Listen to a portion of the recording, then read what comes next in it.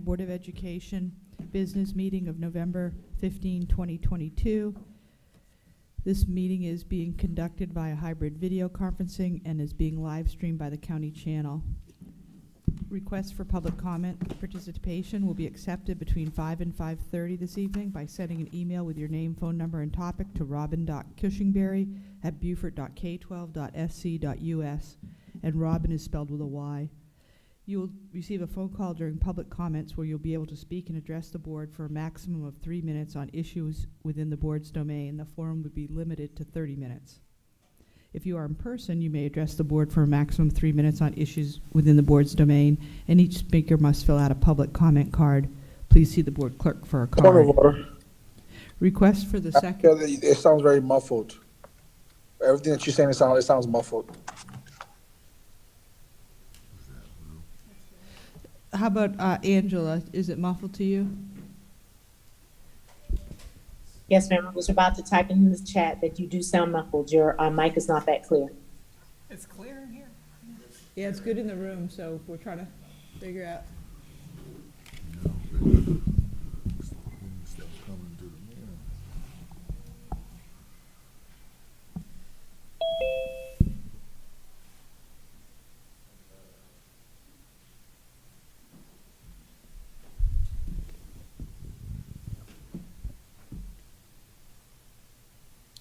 Does anyone have a shawl?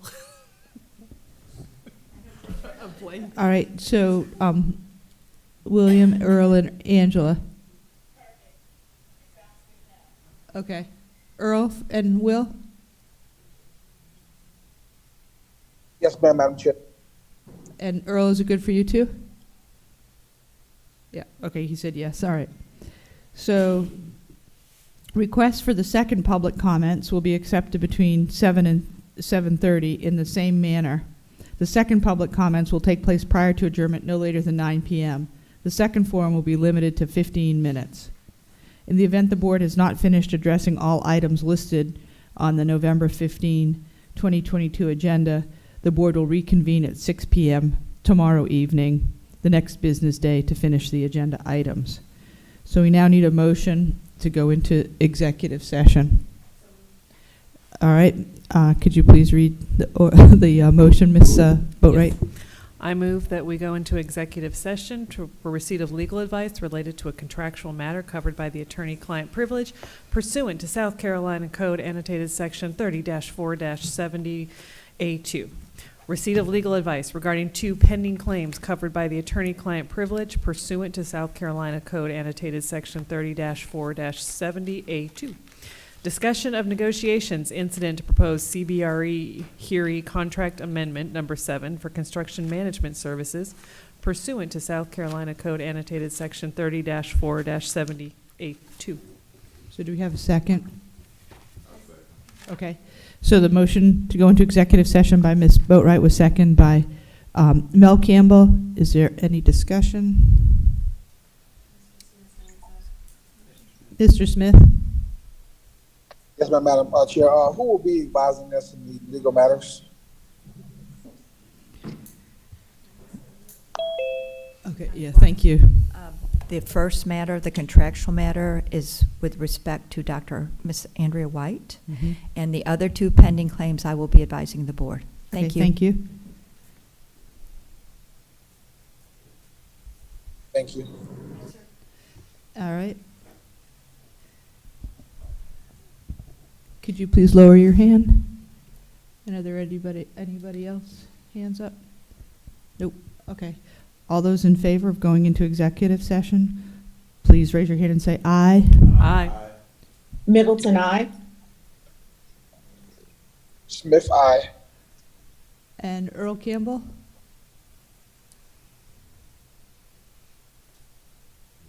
Yeah, he said aye. Okay. So the vote to go into executive session is unanimous. We will be meeting in the conference room across the hallway.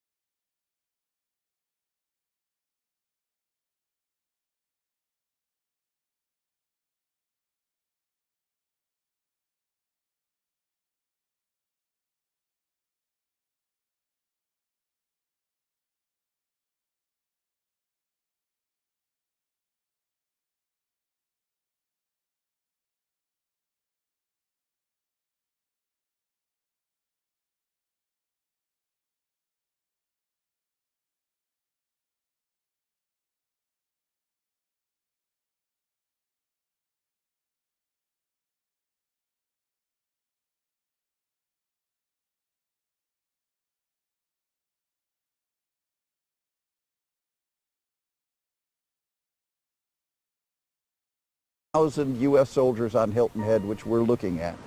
The largest population on Hilton Head until 1974.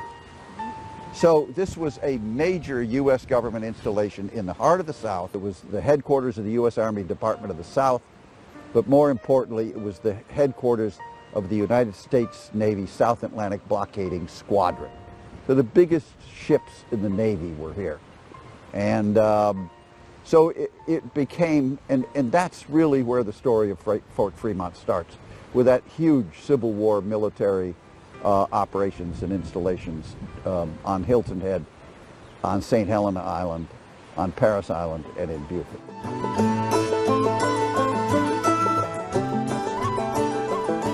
After the Civil War, we're going to see a massive change in technology that's going to revolutionize the military. During the Civil War, we had ironclad ships, we had rifled cannons, but they were all made out of iron, and they were not terribly effective. But its technology is going to change after the Civil War. We're going to see steel produced, and steel is much harder. So now we have a new material to make armor out of for ships. So we can have these armored ships made with steel that are much more resistant to shot. Because I have steel, I can make stronger barrels for my guns.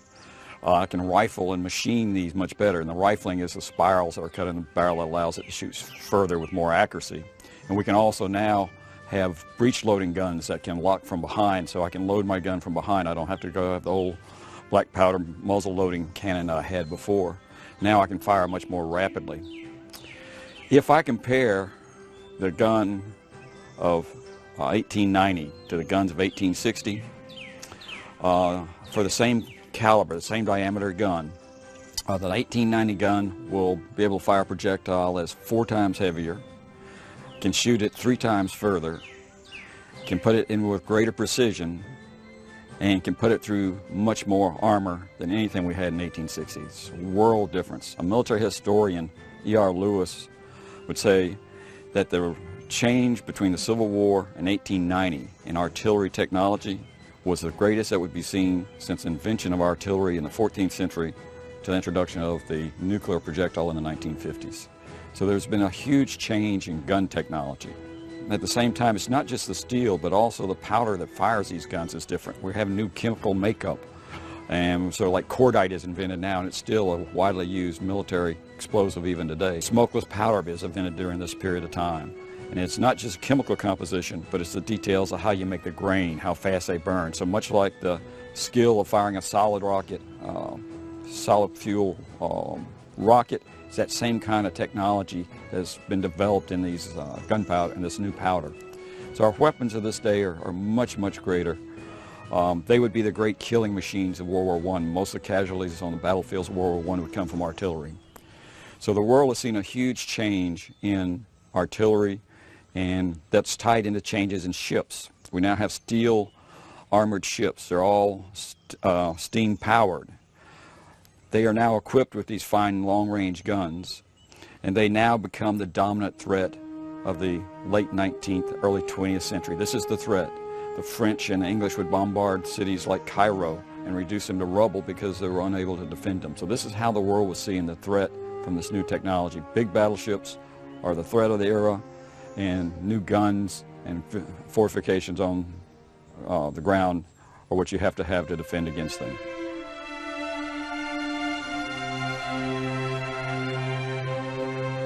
One of the most important and first things that happened after the Civil War is they built a railroad to Port Royal Sound, which didn't exist. It was the first connection of the Sea Islands to the mainland. And the advantage of that railroad is it brought coal to Port Royal Sound. So when the coal was delivered, the Navy followed. In 1872, Robert Smalls was in the South Carolina legislature, and he pushed through a resolution to the Secretary of War calling for them to put a Navy station on Parris Island. And eventually he would go on to Congress, where he would continue his support for a Navy station here in the Beaufort Port Royal area. They eventually opened a Navy station here and a coaling station. They created in the 1890s on Parris Island the largest dry dock in the United States. This is the period when the U.S. Navy was switching from sail to steam. All the navies of the world needed a coaling station. This was the principal coaling station, because of the railroad, for the Caribbean and South American U.S. fleets. This would be the biggest dry dock south of Norfolk. In fact, it is the only dry dock south of Norfolk, Virginia, that's capable of taking these new modern battleships and these new modern armored cruisers. So this becomes, at this point, a strategic Navy base in that it provides coal and it provides top-line support to the ships, and they can repair the hulls of even the biggest ships in the U.S. Navy. Following the Civil War, national strategy and emphasis in the United States shifted to recovery from war, and all of our coastal fortifications went into neglect. The military was busy taming the West, and coastal defenses became something that was no longer important. In the rest of the world, technology is moving forward, and they're developing these battleships, they're developing new high-quality artillery, and this is going on worldwide. And in 1885, President Grover Cleveland appointed the Endicott Board. This was headed by Secretary of War Endicott, William Endicott, and the board would meet and issue a report in 1886, and they said the conditions of our coastal defenses were just unbearable. They cannot be allowed to stay like that. And they made recommendations for fortification and improvements. They identified 29 places that needed fortifications, and 11 of which were critical. In that list of 29, Savannah and Charleston are on the list, but Beaufort is not on the list. It'll take international events to bring Beaufort into the play of modern fort technology.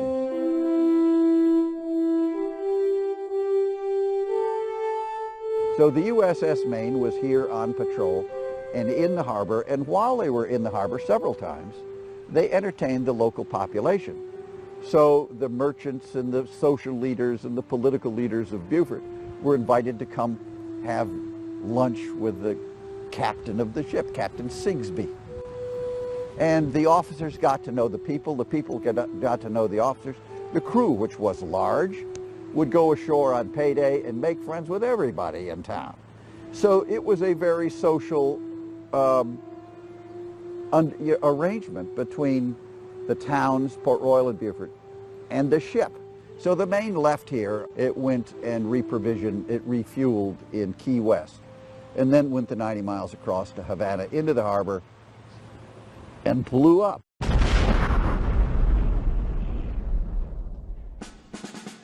This inflamed the already hot passions both in Cuba and here in the United States. At that point, somebody in the War Department realized that we had this big dry dock, the only dry dock in the South that could take on and repair these big capital ships that were in our Navy. We were going to start operations against a power in the Caribbean, and this fort was totally undefended. And that's what put Fort Fremont on the map. We had to have a fort here to defend the coaling station and especially this big dry dock, as well as this fine harbor that's here. And of course, that event, which killed 300 or more sailors on the ship, was very much followed by the local news media and very much lamented by the many friends that the crew had made here. The destruction of the USS Maine was a personal matter to Beaufort and to Port Royal Sound. And of course, it was the Spanish-American War and the attempt to defend this harbor again, which led to the creation of Fort Fremont. The United States declared war on Spain in April 1898. And by early May, we had temporary batteries in place here, submarine mines were in place, and in the summer they would actually place the mines across the Beaufort River behind me. The temporary batteries were a temporary expedient. They were located to my left about 1,000 yards. They immediately began construction of what would become Fort Fremont. The large batteries would house the large guns. Battery 4 Nance, the rapid-fire guns, the smaller battery was completed by June of 1898. In 1898, everybody in town went to war. They had a naval militia unit, South Carolina Naval Militia Unit, and they were absorbed by the Navy. Many of them ran tugboats from here to New York to Key West, which was the principal support base, Tampa and Key West, for the U.S. Army operations in Cuba. Peace was declared by the end of 1898, and the remainder of Fort Fremont would not be finished until early 1899, and the first soldiers would arrive from the regular Army at that point in March 1899. Well, Fort Fremont was named for Major General John Fremont, He was actually a local boy, so to speak. He was born and grew up in Savannah, Georgia, just south of us, and went to college in the College of Charleston, up just north of us in Charleston. He served in the Army, and primarily initially as a explorer, as Army forts were generally named for Army officers, and he was connected locally. This was more than likely why the fort was named for him. The fort was constructed on a site directly across the river from the Parris Island Naval Station, and the site selected was 170 acres, which included the two artillery batteries. Fort Fremont, of course, had Battery Fornes and Battery Jessup. But then adjacent to the battery site was an administrative quadrangle, a very typical military type administrative square. We are sitting in the number 3 gun position of a 3-gun battery, Battery Jessup, which had 3 10-inch disappearing carriage, large caliber guns, breech loading guns. Their purpose was to engage the warships that might be entering the harbor and Port Royal Sound. We're here now at the 2nd battery that was part of Fort Fremont. This is Battery Fornance, was named for Army officer that was actually killed during the Spanish-American War during the Battle of San Juan Hill. Battery Fornance mounted 2 British-made 4.72-inch Armstrong quick-fire guns.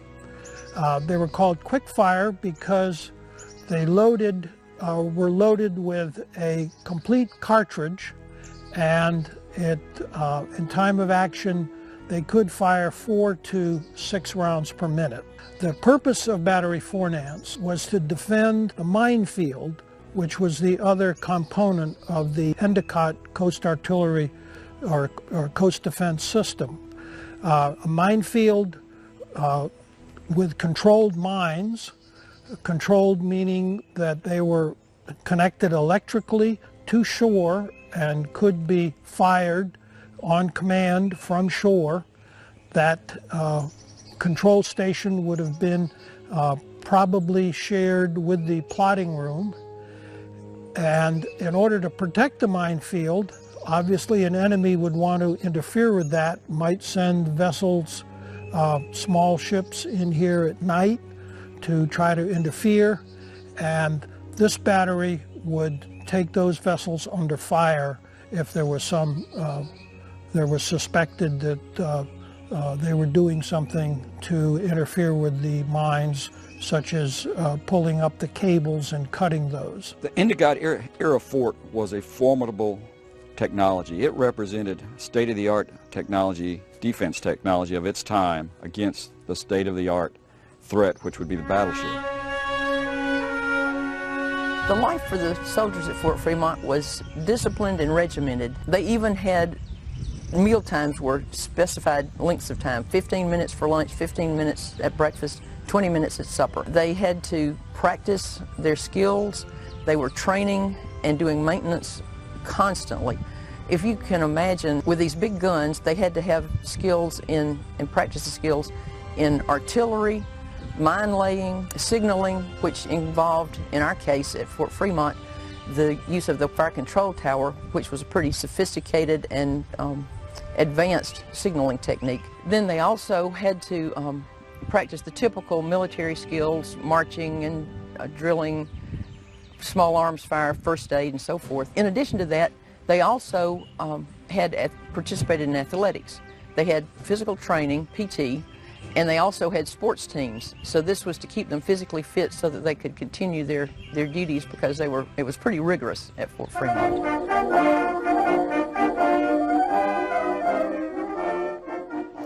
When eventually the decision was made to move the dry dock and the coaling station and the Navy station up to Charleston, then this fort no longer became significant. There was nothing left here that was to be protected. And at that point, 1911, the last troops were transferred out and the fort was closed. In 1901, the mayor of Charleston and the United States Senator Pitchfork Ben Tillman from South Carolina wanted this to move from Beaufort County to Charleston County because there are more votes in Charleston County, and the mayor wanted the U.S. Corps of Engineers and the Navy to dredge the harbor in Charleston because battleships in those days required 26 feet of water. Charleston's natural harbor is 15 feet of water. Port Royal is 30 feet of water. In order for Charleston to sustain its port, its commercial port, it had to dredge the harbor. Well, if they could get the Navy up there, they get the Corps of Engineers to dredge the harbor. That was the play. And the play for Pitchfork Ben Tillman, the U.S. Senator in 1900, was that he'd get a whole lot more votes from the largest city in South Carolina. So it was a political, commercial operation, and they moved the nation, and it was done, boom, like that.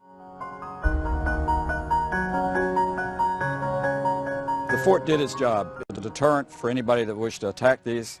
It provided protection. In fact, the whole Endicott system, although never challenged in this era here in the United States, provided some 300 major guns, coastal guns, to protect major areas, and left the United States at the beginning of the 20th century with as well-defended coastline as any place in the world. But I would just like to say that it's a magnificent artifact of an era. And it's an era that has been neglected. The turn of the 20th century, the naval station across the river here. And so it's a piece of history that's disappearing, and the Friends of Fort Fremont and Beaufort County have preserved it for the use of the public and as a memorial to that moment in history. Fort Fremont closes a 350-year story of homeland security addressing European imperialism in the 19th century. It's a tale of how geography, technology, and national security creates a transition for America to become a global power. It's also a wonderful snapshot of America in the beginning of the 20th century. The Friends of Fort Fremont and Beaufort County have a valued partnership working in tandem to preserve the fort's integrity and promote the historical, natural, and cultural aspects of the fort. Most important, we are always looking for creative ways to enhance the visitor experience.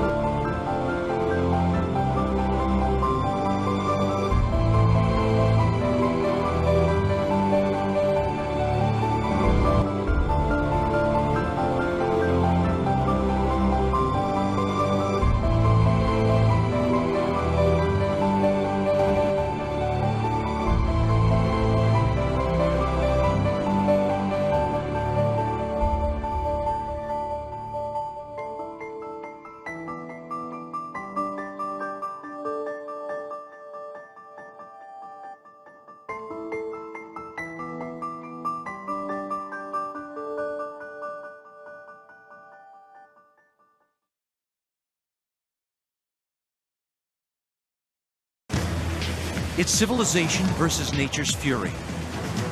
Raging blizzards bury cities under thousands of tons of snow. Howling hurricanes tear apart coastal communities with wind and rain. And flash floods wipe entire towns off the face of the earth. As the skies clear, people begin to pick up the pieces. But after the storm, insidious damage is still being done. Our most vital natural resource is under assault, our nation's waters.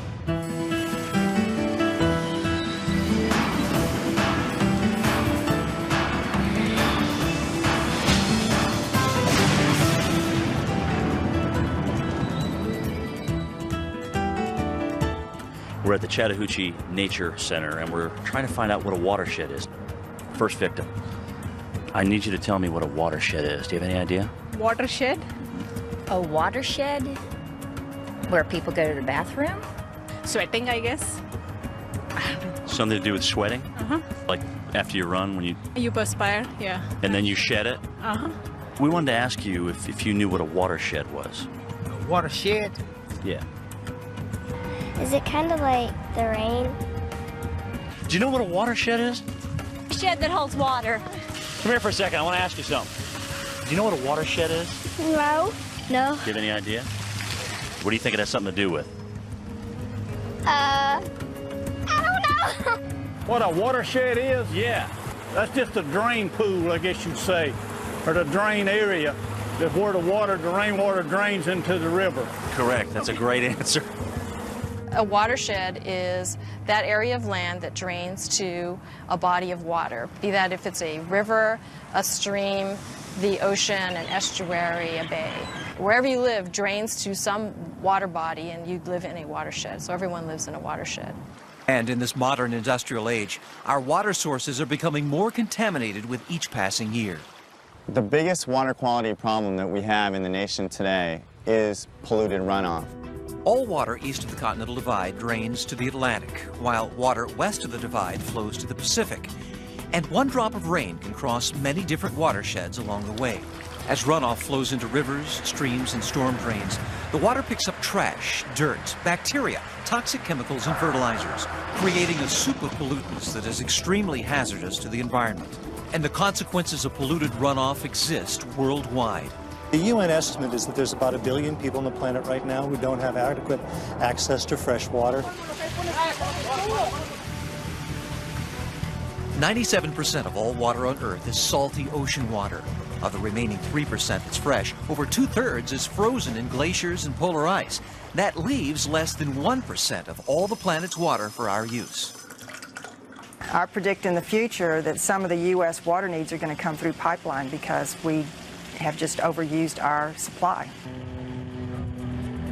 To address the complex threats facing U.S. water resources, the Environmental Protection Agency recommends adopting a watershed approach. We're trying to reconnect some of the river. It's a method that looks at each watershed for its own unique set of environmental challenges and solutions.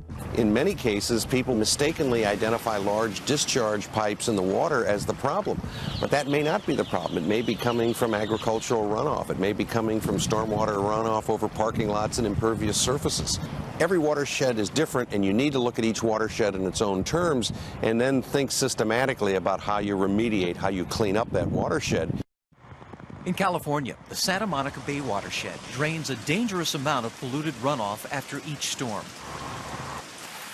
When it rains, literally the whole residue of urban living ends up getting washed into the storm drain system and ends up going straight into the bay on Santa Monica Bay's beaches with no treatment whatsoever. It's actually like a giant toilet flushing because all of the pollution, the dog mess has been building up and building up and building up. When it rains, it just flushes into the storm drain and goes directly into the surf. In 1996, the Santa Monica Bay Restoration Commission proved there was a link between the contaminated runoff in the Santa Monica Bay and reports of illness afflicting people who swim there. What we did find was at the outlets of storm drains, no matter where they were up and down the bay, if there was a flow of runoff into the surf zone, those people that were swimming in those areas definitely experienced higher incidences of illnesses. The pollutants in the water affect surfers because we're actually the indicator species with all the pollutants. When we are in the waters, we're ingesting it through our skin and our mouth. Even if people don't take a swallow of water, it's still getting into our systems, our ears, any orifice on your body. And it causes infections, it can cause colds, sore throats at the very least. I wouldn't want to swim in, water that's got those diseases in there, just floating around, making more diseases. I've seen it pretty much as bad as it can be. I've seen crap floating out in the water, literally. Generically, we call it fecal coliform. More specifically, you might know of it as E. coli, salmonella, or enterococcus. Whatever's in poop. There's times when it tastes funky, for sure. Every day, the city and county of Los Angeles perform a battery of tests to keep the public informed about water quality in the Santa Monica Bay. Cesar Arzadan begins the monitoring process each morning by taking a series of coastline water samples. Then it's back to the lab for analysis. Most of the bacteria that you're going to see, it comes from feces. And when you put it under the UV light, you're going to see a different kind of color. It's a fluorescent sign that there is a bacteria, and that one is called E. coli. That one definitely is feces from animals, or it could be humans also. The results are reported to the health department, and beach warnings are posted as necessary. The number of beach postings has decreased, and 85% of the beaches that have been monitored in California have received either A or B grades, and that's significantly different than 4 years ago. But while progress is being made in California, the harmful effects of polluted runoff are a growing concern everywhere. So what can the average person do to help reduce pollution in our watersheds? How you apply pesticides or not in your garden, how you wash your cars, making sure that you don't throw cigarette butts out onto the street. Do not dump things on the ground, especially oils or any chemical pollutants. Pick up after your dogs. A lot of people don't realize how important that is. And just be a conscientious citizen and don't leave anything on the ground. I think one person can make a difference, and needs to make the difference. If not you, who? Coming up. We're heading for what's known as an ecosystem collapse. Can the Gulf of Mexico be saved from polluted runoff?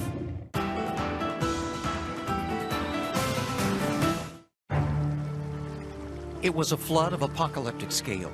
26,000 square miles of the lower Mississippi Valley inundated by water. More than 200 lives lost, and 600,000 people displaced from their homes. The flood of 1927 was the most disastrous in U.S. history, and its effects are still felt today. After the flood of 27, massive levees were put in place. And while they helped protect the lower Mississippi River basin from flooding, the levees and other human activities would ultimately harm the watershed in unforeseen ways. The Gulf state of Louisiana is the terminus of the Mississippi River, the mighty watershed that drains 41% of the area of the lower 48 states into the Gulf of Mexico. We receive water from as far away as Montana, from Michigan to Pennsylvania, Ohio, Iowa. All those waters drain right past this area right here.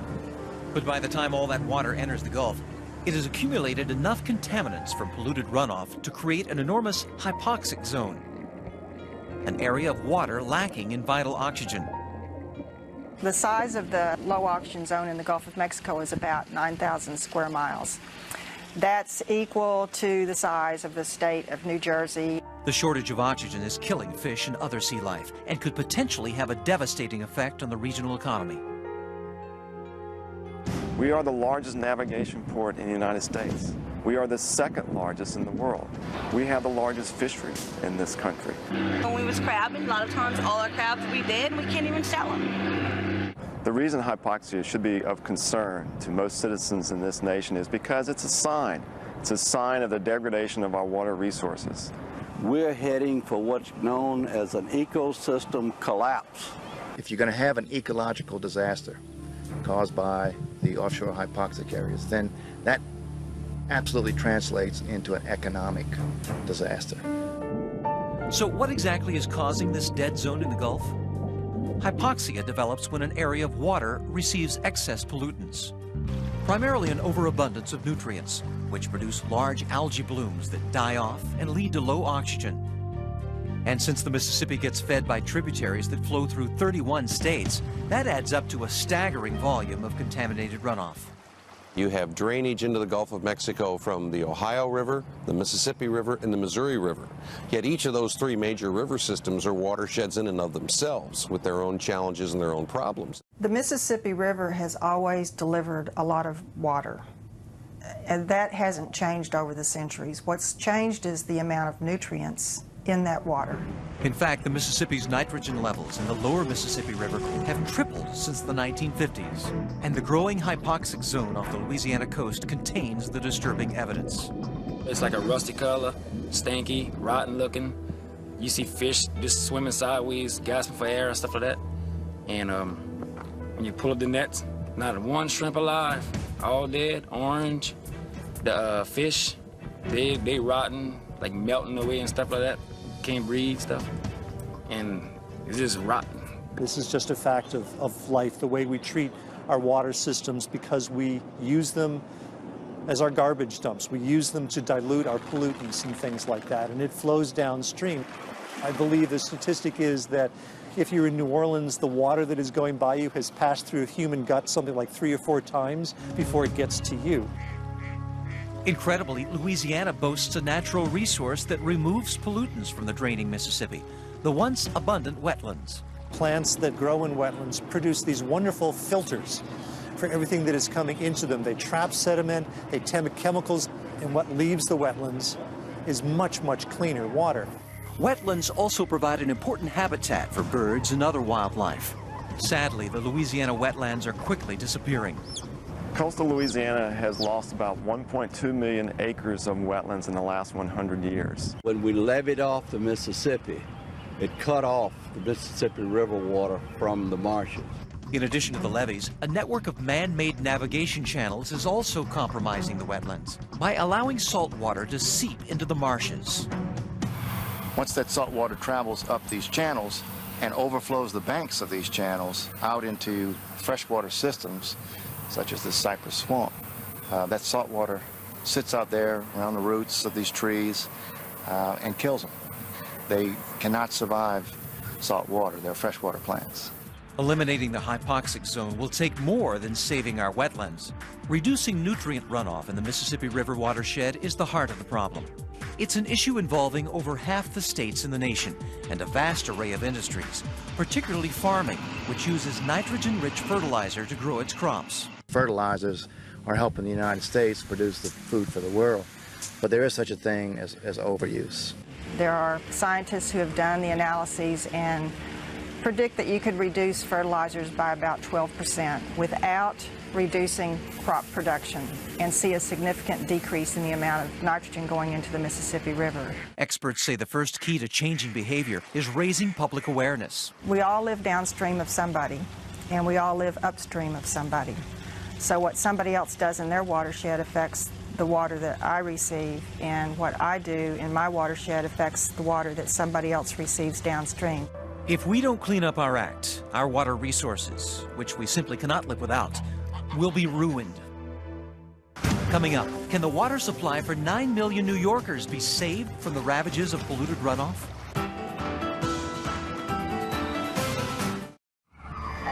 In January of 1996, one of the most devastating winter storms in history slams the East Coast. 2 feet of snow dumps on New York and throughout the Northeast Corridor. Schools, airports, and roads are shut down. By the time it's over, the blizzard and resultant flooding caused $3 billion in losses, and 187 lives are taken. And in the Catskill Mountains of upstate New York, the snowmelt triggers another potentially devastating crisis. Stormwater runoff, contaminated with trash, dirt, fertilizers, and pesticides from nearby farms and communities, threatens the fresh water supply. And the Catskill system of reservoirs is vitally important, for it is the biggest watershed of New York City, providing drinking water to over 9 million people. The miracle of the city's water supply system is largely unknown to most New Yorkers. You ask people, where does the water come from? Often people shrug their shoulders and say New Jersey. I figured that we were probably our own separate water system than from upstate. I'd rather be drinking water from upstate than the Hudson River. I don't know that most people are aware of how large the problem is and how close to crisis many of our water supply systems are. To preserve the purity of the reservoirs and enforce the Safe Drinking Water Act, the Environmental Protection Agency presented the Big Apple with 2 options. Either build and maintain a $6 billion facility to filter all of the city's tap water, or fund a $1 billion program to protect the watershed from polluted runoff. When it comes to our investment in clean air and clean water, preserving open space, fixing antiquated sewage treatment plants, we can't wait. It doesn't get any less expensive, it gets more expensive. With the historic Watershed Agreement of 1997, an unprecedented upstate-downstate partnership was forged to protect the New York City water supply. The Watershed Agreement is saving New York City billions of dollars. The plan includes purchasing and preserving 355,000 acres of undeveloped watershed land, the upgrading of sewage treatment plants, and the protection and restoration of stream corridors. What we're looking at here is a main tributary of the Esopus Creek. During flooding, we were seeing a lot of sediment coming out of the stream. The clay gets into the water column and it becomes very turbid, and then it makes it very difficult to treat and clean that water. So from a water quality perspective, we're very concerned about erosion. The program also provides funding for farmers that implement agriculture management practices. Well, we have a very exciting program with the Watershed Agricultural Council where we are working with local farmers. We look at how they're handling the animals so that the runoff associated with manure, fertilizer, and that farm activity isn't getting into the streams around our reservoirs. This water here is basically the water you're going to be drinking down in the city. And I feel I've got a responsibility to try my best to keep it clean for when it gets down there. It used to be when it rained here on the farm, the water that ran away from the back of the barn here was full of mud, manure, and it would just run brown and right into the stream. 2 years ago, we would spread every day. We'd have to take it out, spread it on the fields. If the snow was deep, we spread it on the snow, and unfortunately, if the ground was froze when the snow melted, the nutrient value of it for fertilizer was gone. It wound up down in the reservoir. With New York City funding, a secure above-ground steel tank that can hold 400,000 gallons of manure was installed on the Meadowbrook farm. That's enough storage for 6 months of the year. Now we can store it, spread it when it'll do the most good to us for fertilizer, and we don't have to spread it every day. I worked with Tim on the plan to develop the improvements we're going to make. Plan really belongs to the farmer. And it's a collaboration of their ideas and what technical advice we can bring to the program. But the farmer makes the decision. It's a program that seems to make everybody happy. Here's to the farmers who are working so hard to make sure we've got clean water to put in our coffee. To guarantee the city's water supply is fresh at the tap, comprehensive tests are performed by the New York City Department of Environmental Protection, both in the lab and at over 1,000 sampling stations throughout the city. New York City has probably one of the most extensive water quality monitoring programs in the nation, if not the world. We're sampling every day, 365 days a year. I've been drinking this water for 53 years. Nothing else. Best water in the world. New York City, straight from the tap to my lips. Coming up, the future of our water supply remains at risk, but there's something everyone can do to help protect it. Find out how next. To keep our watersheds free of pollutants will require the actions of every citizen, community, and business. Paved concrete surfaces, asphalt, parking lots, sidewalks. The question is, do we need to have as many as we do? Because to the extent that you have too much impervious surface, the water is not retained on site. It doesn't soak into the ground. It runs off, picks up speed, carries pollutants and contaminants into the water body. One strategy for preventing stormwater runoff is occurring at the new Ford Rouge Center in Dearborn, Michigan. This remodeled truck plant is covered by a green roof the size of 8 football fields. Planted with a porous ground cover, it reduces the amount of polluted runoff released into the watershed. The thing that tends to get the most attention is the 10-acre green roof. But that's really just part of a philosophy that if an area does not have to be paved or built upon, it's going to be green space. And communities are also implementing green space strategies, such as rain gardens. They sloped the lot in such a manner that all the flow goes towards this landscaping, where basically the polluted runoff can percolate into the ground and get filtered rather than going straight onto the street, into the storm drain system, and really a very simple approach to cleaning up our runoff in urban areas. But perhaps the most powerful course of action is individual participation. People need to take responsibility for the state of our waters, and water conservation is one area where they can do that as a committed citizen. All those things your mom told you, take a short shower, don't let the water tap run while you're brushing your teeth. Taking your household hazardous waste to a cleanup and recycling day.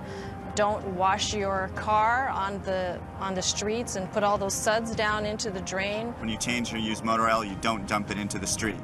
Everybody's got to clean up after their pets. Obviously, that's a big concern. Fertilizers, herbicides, pesticides, and make sure you don't use them anytime there's any chance of rain coming up in the near future. when you're irrigating your lawn and your garden, make sure that you're not overspraying and causing all those chemicals to end up getting into the storm drain system. The only way we're going to solve the problem is if everybody does their part. We all live in a watershed. We all have an impact on our environment. And we must all play a role in the protection and restoration of our valuable water resources. To learn more about how you can get involved and to get a free brochure called After the Storm, visit epa.gov/Weather Channel.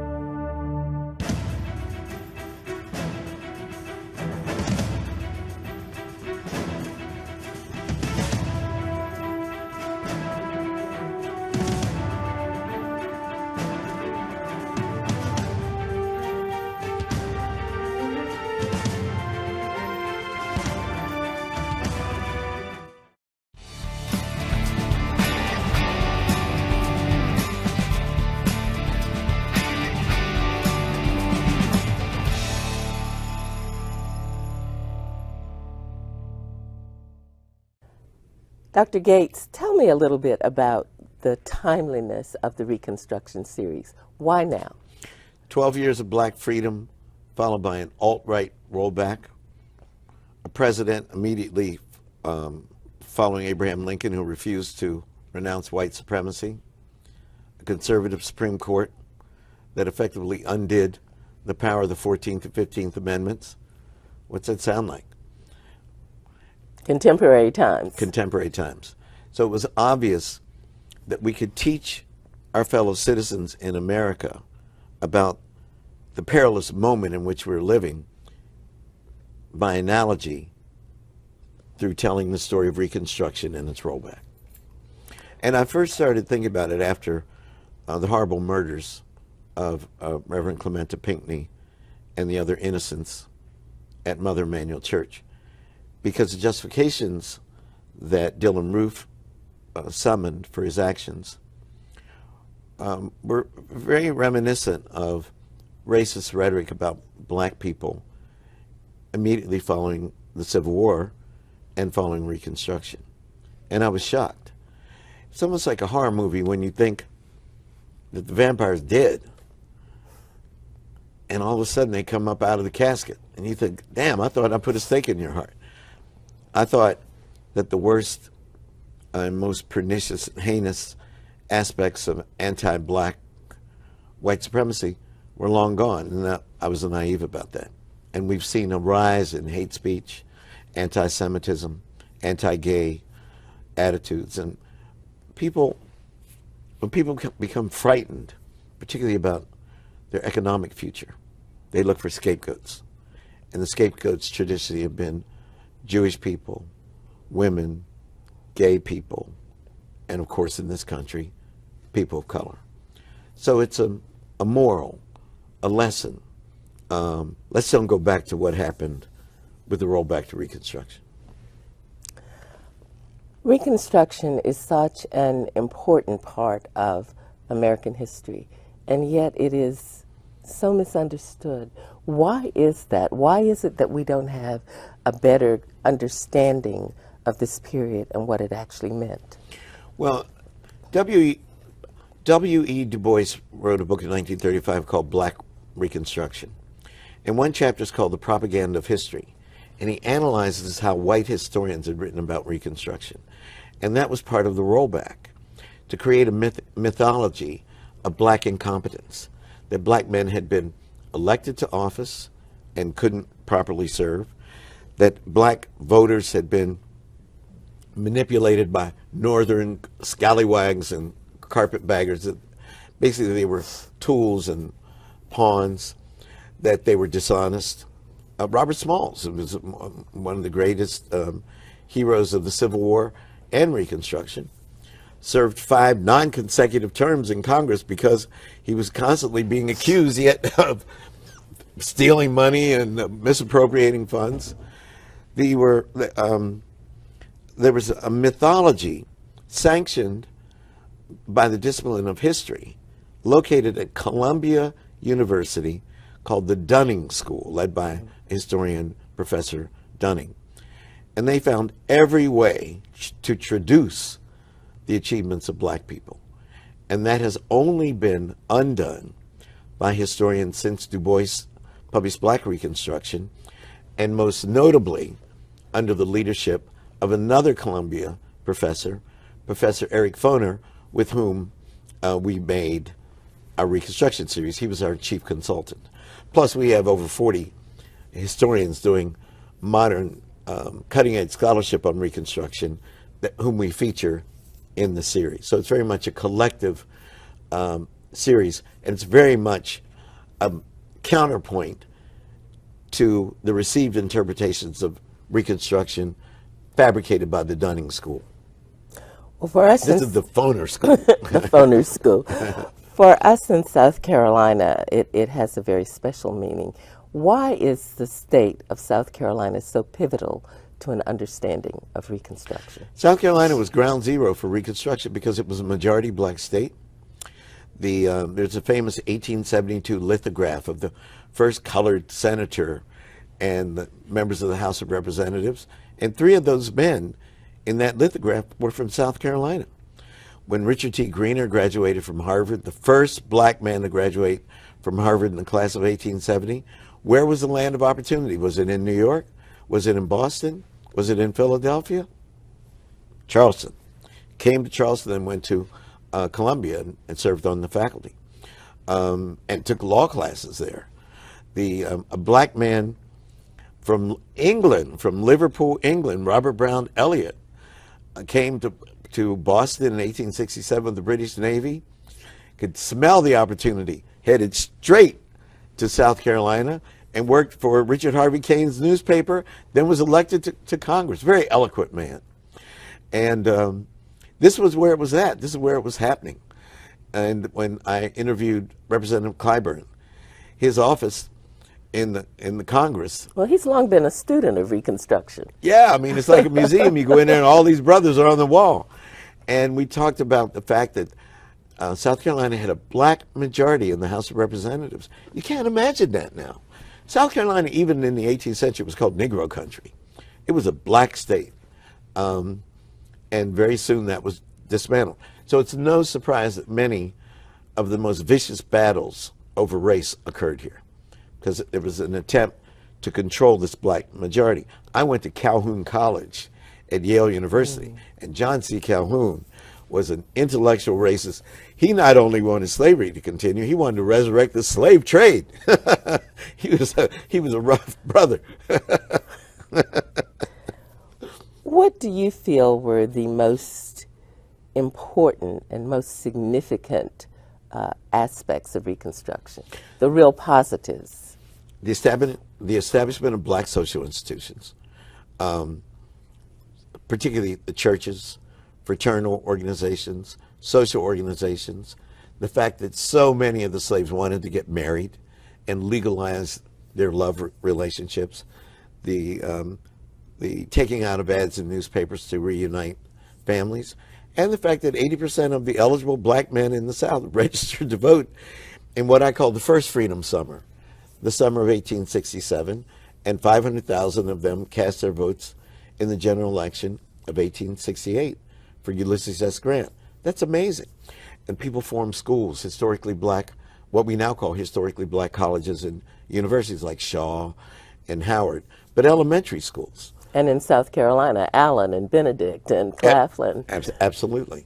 And, you know, just elementary schools that the slaves had a hunger for learning, because they knew that the most valuable thing that had been kept for them was knowledge of reading and writing. And they knew that was the pathway to success. Isn't it interesting that public education grew out of this period, and particularly was spearheaded here in our state by Robert Smalls? Right. There weren't statewide public school systems. And the Reconstruction governments, particularly in South Carolina, and particularly as designed by Robert Smalls, established statewide public school educational systems, which hadn't been done before, which is a shock to people. And that's because black people understood the value of education. It's also interesting, though, that things like public education and certainly enfranchisement and economic development all these positives that grew out of the Reconstruction period are still under assault in modern times. Yeah, it is. And we have to, any society is judged by the quality of its public education. And we as Americans should be embarrassed at how we've allowed our public schools, which are populated by brilliant teachers who are so motivated, but they're underpaid and under-resourced. And we should be ashamed of that. You know, people have a general idea that the collapse of Reconstruction was solely in the hands of the South. That's not true, is it? No, the collapse of Reconstruction was a conspiracy between economic interests and political interests in the North and in the South. They said 12 years is enough. There was the economic panic of 1873, which was called the First Great Depression. And people looked around and said, why we spend all the money on these Negroes in the South? Let them thrive. They're free now. And they acted barrel as if 200 years of slavery could be wiped out with no reparations, with no benefits given, no 40 acres and a mule, no help. That each of these people were on their own. Not only that, new forms of oppression were institutionalized. Debt peonage, sharecropping. The rise of the Klan. The rise of the coup, terrorism. And so very much Reconstruction is about issues that still roil our society today. Who has the right to be a citizen? Who has the right to be an American? What is the relationship between political and economic democracy? And what is the role of terrorism in the healthy functioning of a democracy? What's the role of the chief executive in the face of the manifestations of terrorism? How can we have this very blatant reminder from 150 years ago and not be mindful of its impact today? That's why Dylan McGee and I made this series. And with PBS, we'll get, and I am on the road. You know, I flew down to Beaufort from Harvard. I did my official duties. I jumped on JetBlue and came down here because I wanted a South Carolina screening to remind people that this is ground zero, that then is now. And I want to do one in Charleston, and I want to do one at the Penn Center as well. It is very important that the country understand that we made this series about the current racial climate in the United States, though it's through the mirror and the analogy of Reconstruction and its rollback called redemption. One final question. What is the measure of success for you for this series? First of all, I want Reconstruction modules. First, I want Reconstruction modules to be created in the classroom so that Reconstruction is as central to a course in American history as the Civil War is, or World War I or World War II. Reconstruction was our first experiment with interracial democracy, and it was crushed. And the only way that we're going to survive as a society is if we fashion forms of interracial democracy and collaboration that allow a multiplicity of voices, sexual orientations, religious beliefs, etc., gender identities, to thrive and live in harmony and peace. That's my goal in creating this series. And I hope people will watch it. Dr. Henry Louis Gates, Jr., thank you. Thank you. I can talk to you all day. It's always a pleasure.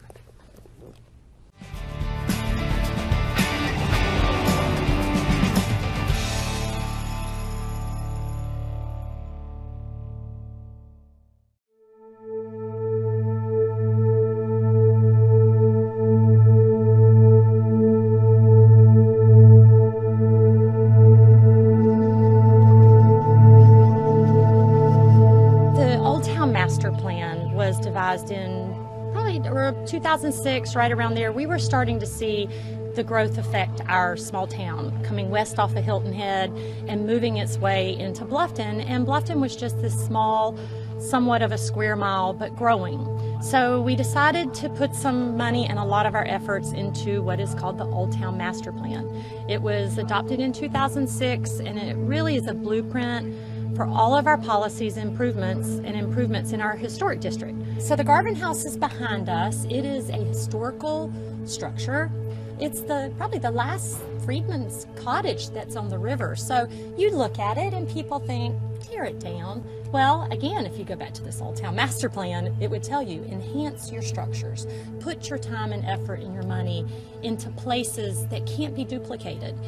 My wife and I live here in Bluffton, and this has been a piece of property that we've looked at since about 2008, and before the restoration and renovation started, and something that we've been interested in seeing progress over time.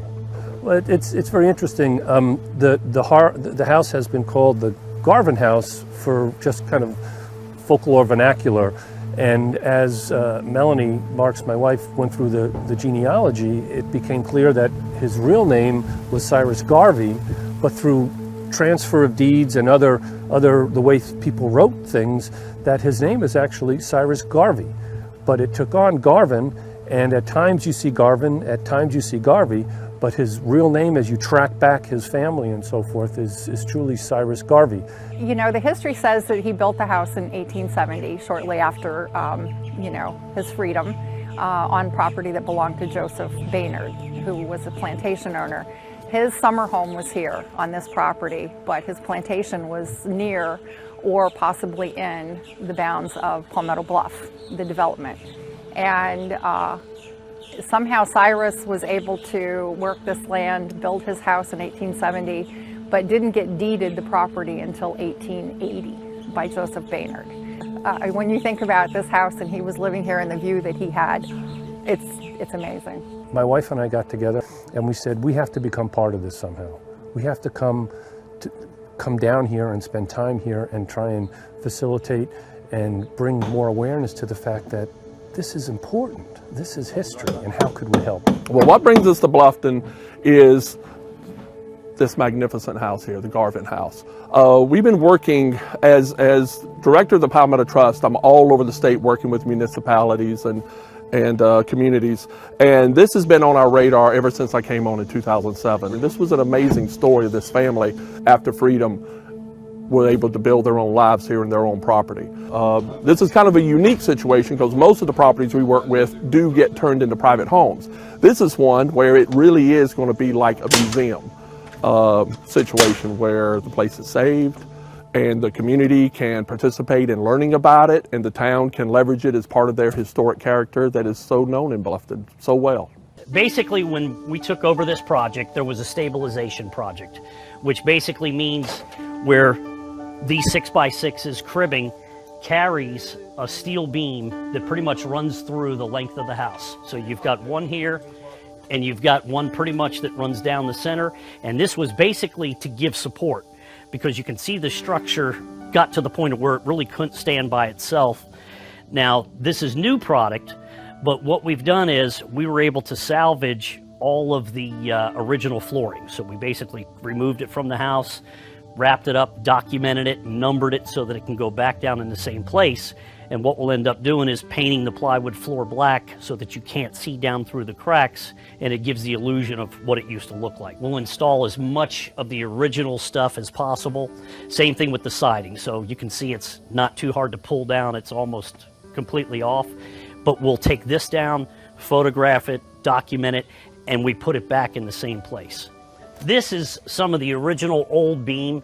And basically, it's anywhere from 6 inches to 6.5 inches because it's all rough hewn. It was all done by axe and basically, or hand saw. So it's not perfect. So it's got a little bit of a stam or a little bit of a wave here and there.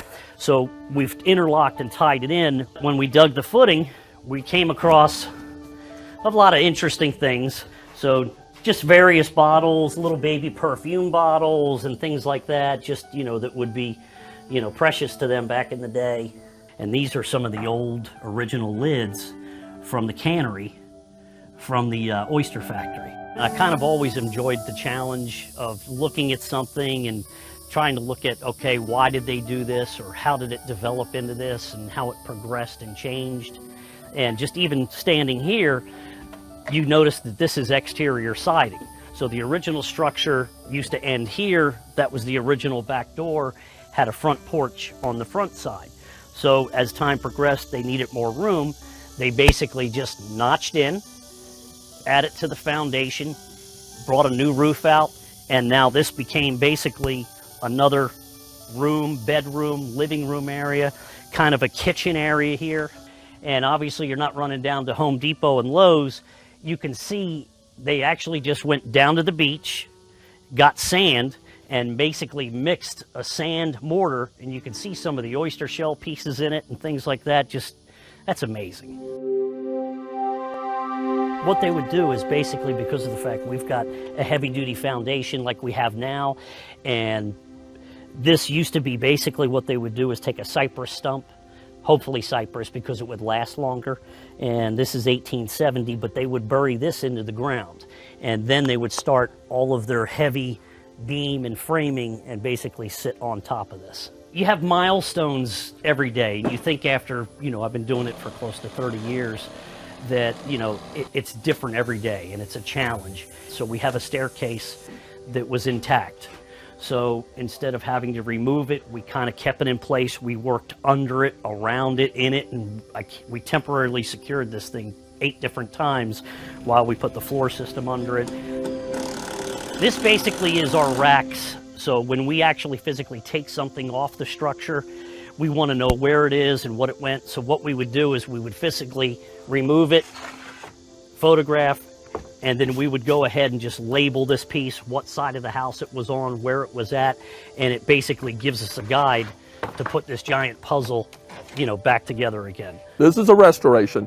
Most of the type of things that are done a renovation or rehabilitation that allows them to be modern use. We do have modern codes that had to be implemented here because of its public access, but every effort was made to try to ensure it communicated what these people had to build. So we didn't put in these big brick piers underneath that would have been normal. We just using wooden stumps. This is what they had. But everything is worked to give the aesthetic look of the type of house this thing would have been when it was built. To capture a point in time, to capture what it would have been like. Again, this is a piece of a broader picture. To capture what a family, Cyrus Garvey was living in here with his wife and children in these reclaimed wood. At the time it was reclaimed, it could have been taken from houses that were burned after the war ended. And put this together where he lived, and then that's why the genealogy and the history of him and his family is so important, because it isn't just a building. It's a man and his family in a time of our history with a building and a community at a time of movement. And so you want to make it as real as possible. It communicates a time and place that not many places do anymore. When in the Low Country where you have such development pressures, usually little wooden boxes like this get destroyed and lost. And so this communicates something post-Civil War, post-enslavement.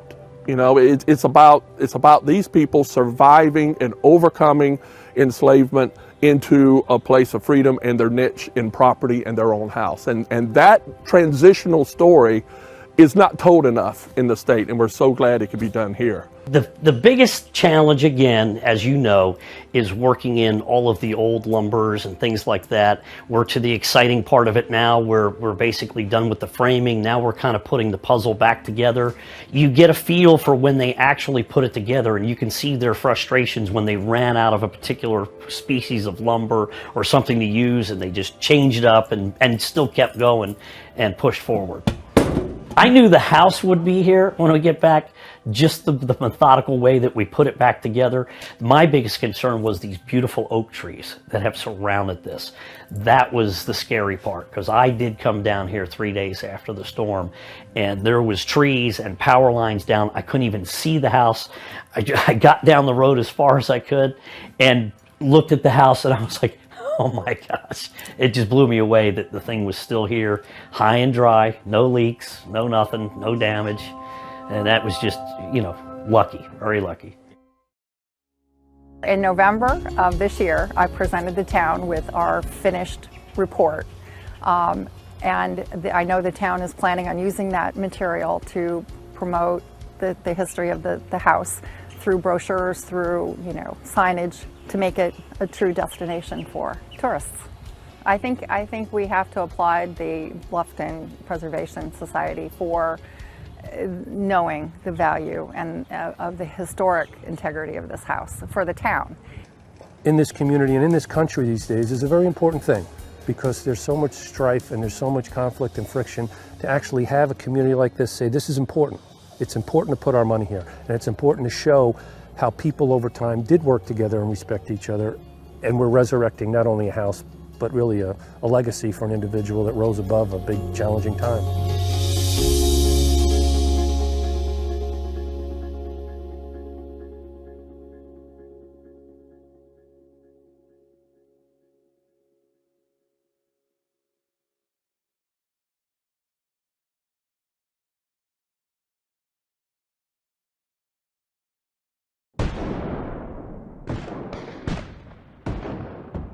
At last, the memorable 7th dawned upon us, bright and serene.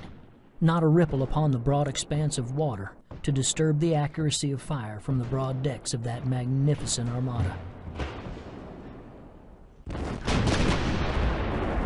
2 o'clock had now arrived, when I noticed our men coming out of the fort, which they had bravely defended for 4.5 hours against fearful odds.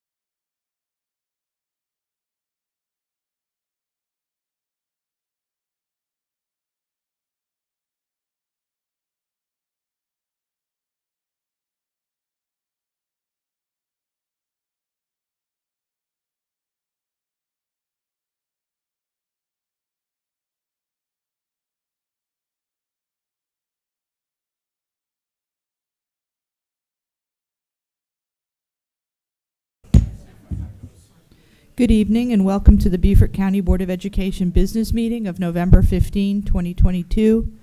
The meeting is being conducted by hybrid video conferencing and is also being live streamed by the county channel. The board was just in executive session and now we are back in public session. And do we have any action as necessary or appropriate regarding matters discussed in executive session? Yes, Madam Chair. There are two motions. Go ahead, Ms. Middleton. Results of the superintendent's evaluation, I move that the board take the following actions. Extend the superintendent's contract by 1 year through June 30th, 2028. Increase the salary by 5% such that his annual salary will be $251,254.50, and increase the annual contribution to the superintendent's annuity by 1%, such that the total annual contribution will be 16% of his salary. Second. All right. Ms. Angela Middleton made the motion and Mr. Earl Campbell seconded the motion. And the motion is now displayed on the screen.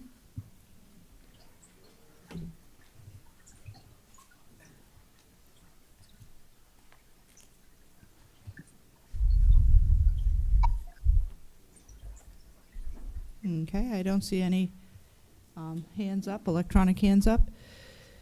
So we will now vote. All those in favor of the motion, please say aye. Aye. Middleton, aye. Campbell, aye.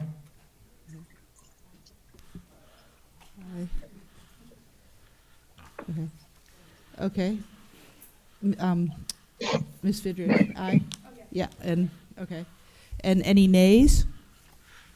Okay, Mr. Smith, nay. And no abstentions. So it's the motion carries 9-1-0. We have one member absent tonight. Thank you, Ms. Middleton. The last motion, Madam Chair, I move that the Board of Education approve amendment number 7 with CBRE Heary. Authorizes a not to exceed limit of $1,755,753 for the year 2023 program management plan. Okay, Ms. Middleton made the motion, and Mr. Earl Campbell seconded the motion.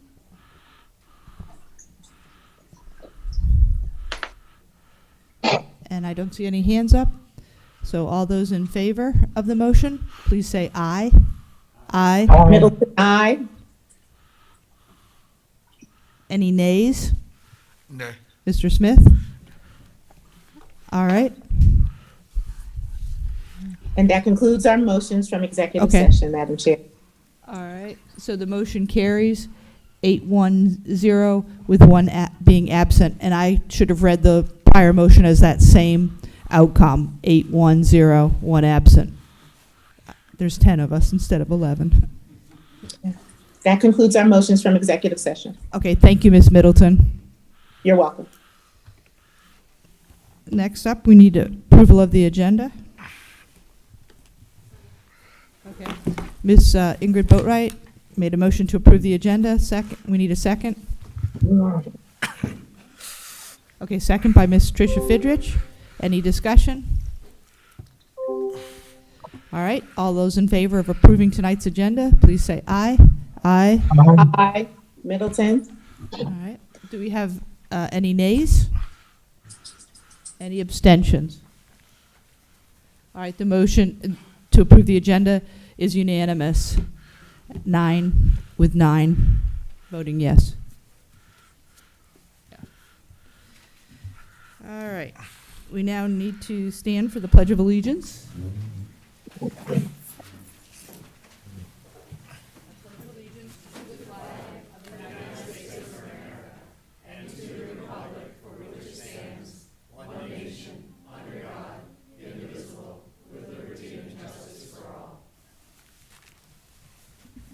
Please remain standing for a moment of silence. We will have a moment of silence for Sam Murray, who passed away on November 5th.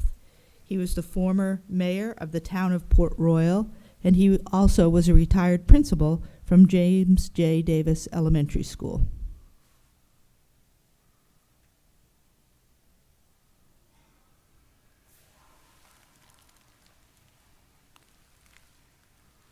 please be seated. The media has been properly notified.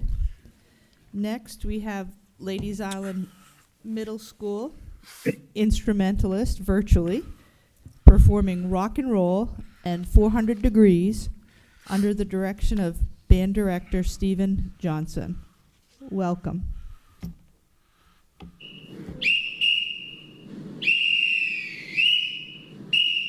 Band, get 'em up, get 'em up.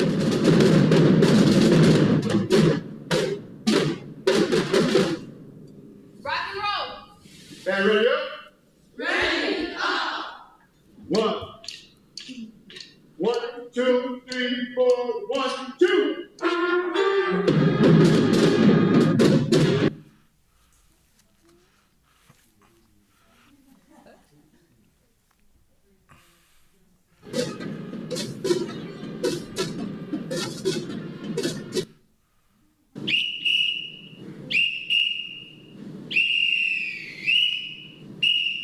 Band, get 'em up, get 'em up.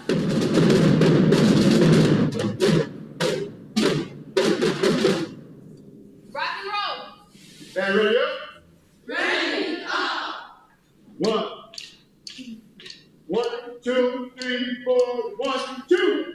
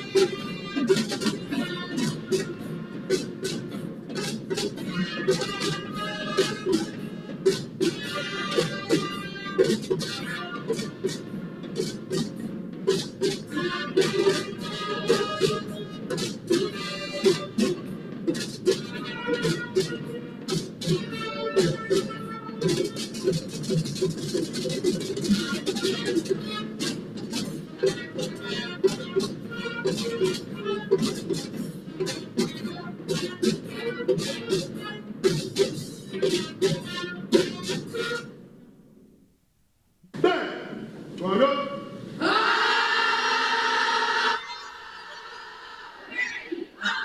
400 degrees. 1, 2, 3, 4. 1, 2, ready, play.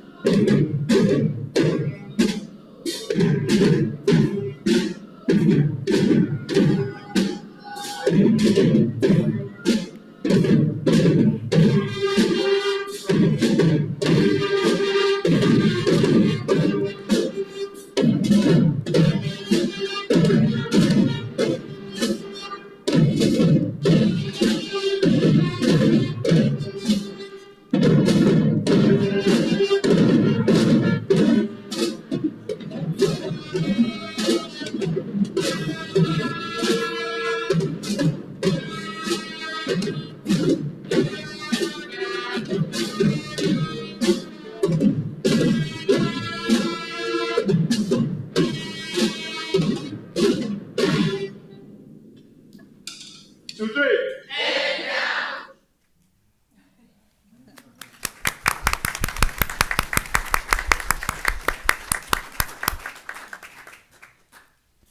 Thank you to Band Director Stephen Johnson and the Ladies Island Middle School Instrumentalist Band.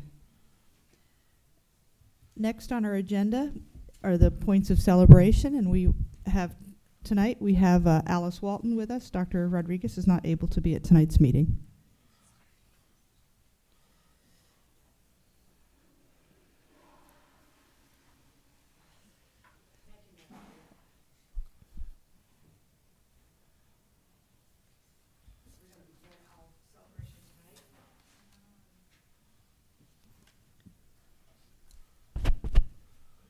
Thank you, Madam Chair. You're most welcome. We're going to begin our celebration tonight with our Character Ed Student of the Month. Our Character Education program was formed to support parents' efforts to develop good character in their children. Tonight, we are celebrating the Character Ed Student of the Month, exhibiting the character traits of courage and tolerance.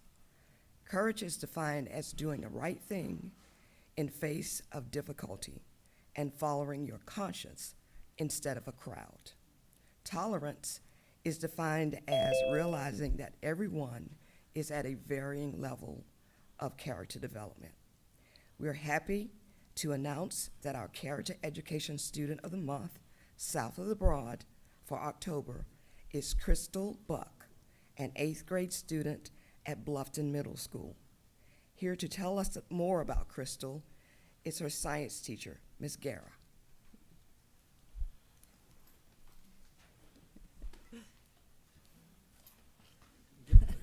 Okay. He did not tell me I was talking. I'm sorry. Just be sure your mouth is close to the microphone for it to be picked up. Thank you. Okay. I have known Crystal for a year and a half now. I was her cheerleading coach last year, and I have the privilege of teaching her. Right now it's through Homebound, but I look forward to her coming back to school with us. Over the summer in July, Crystal was diagnosed with leukemia. So she has overcome a lot, and through this she stays the positive and happy and outgoing person that I knew her as last year before she had the leukemia. So she, more than any other of the 890 students in our school, exhibits the courage. She's fighting and she's getting through this chemo so that she's able to return to school, and she's doing it with that same smile you see in that picture. So we are very thankful for Crystal, and we are honored to accept this award for her.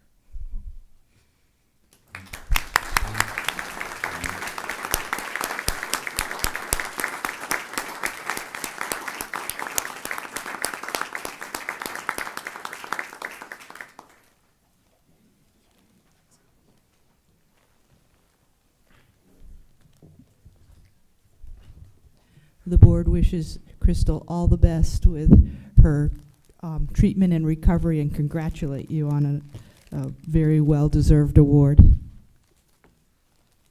Okay. Our next award goes to our secondary level art educator of the year, Patty Shokoff. Patty has been with us since 1997.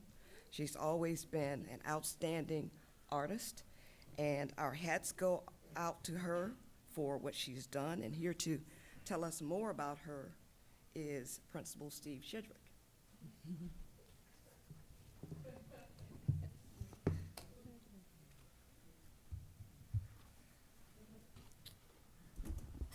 Good evening, board members. So I'm here to talk about Patty Shokoff. Patty is an exceptional educator who consistently demonstrates leadership excellence in both the classroom and the community. She has been instrumental in growing the arts program in our school district and fostering an appreciation for art in our community. In addition to a lot of, as Ms. Walton had said, she has been in the district for a very long time, and she's done a lot as a leader in art education. She started the Art National Honor Society at Hilton High School, and she's also helped educators in other schools to do the same. She also is the moderator of our Quill and Scroll Society, Quill and Scroll Society, which is the honor society for journalism. So she has a lot. I can go on and on about her accomplishments. Just in the last year, our yearbook was recognized for its creativity, nationally recognized. And she's also, through her work with her students, a lot of the students' work has been displayed nationally at our state fair and also at the Coastal Discovery Museum. So for her body of work, Ms. Shokoff was named the South Carolina Secondary Art Educator of the Year. Congratulations, Patty.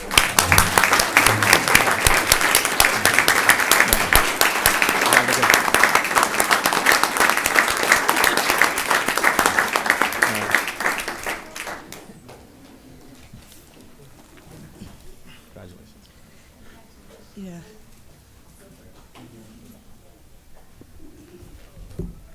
The South Carolina State Art Award.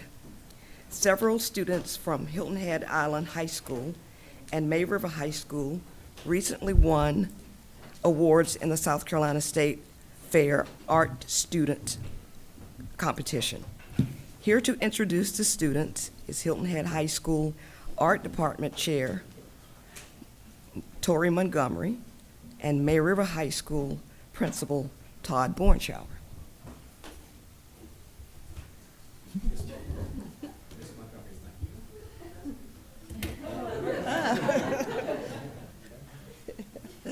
So Patty will do this for us.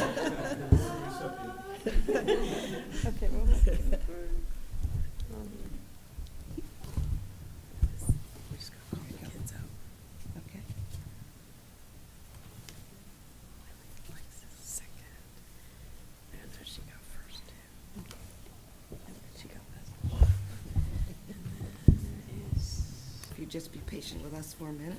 Yeah.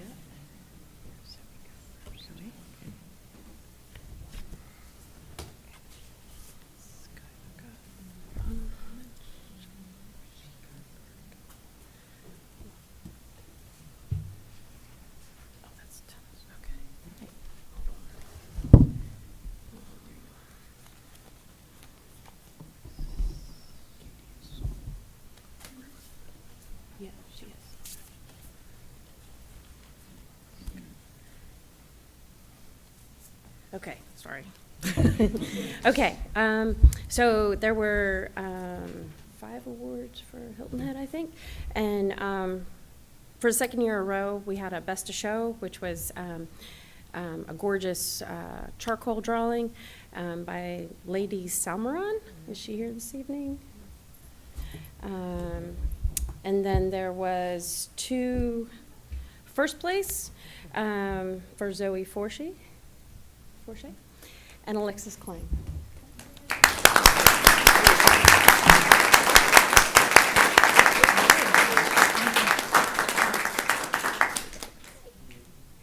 And Emily Pfister got second place.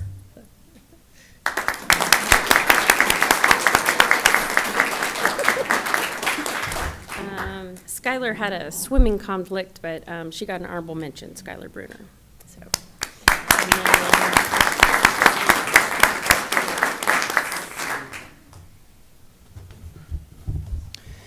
It is my pleasure to welcome Katie Donahue to come forward.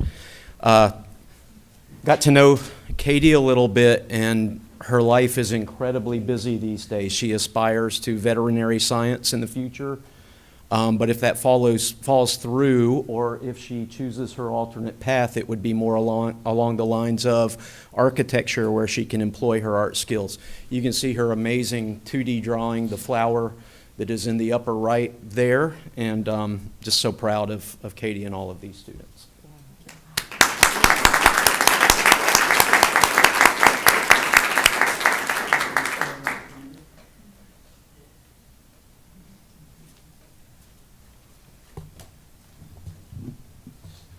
So we have Hilton Head High School again with the girls' tennis championship. We're going to ask Jennifer Whitey Campbell to come up and tell us about this fabulous team that brought home the Class 4A state championship.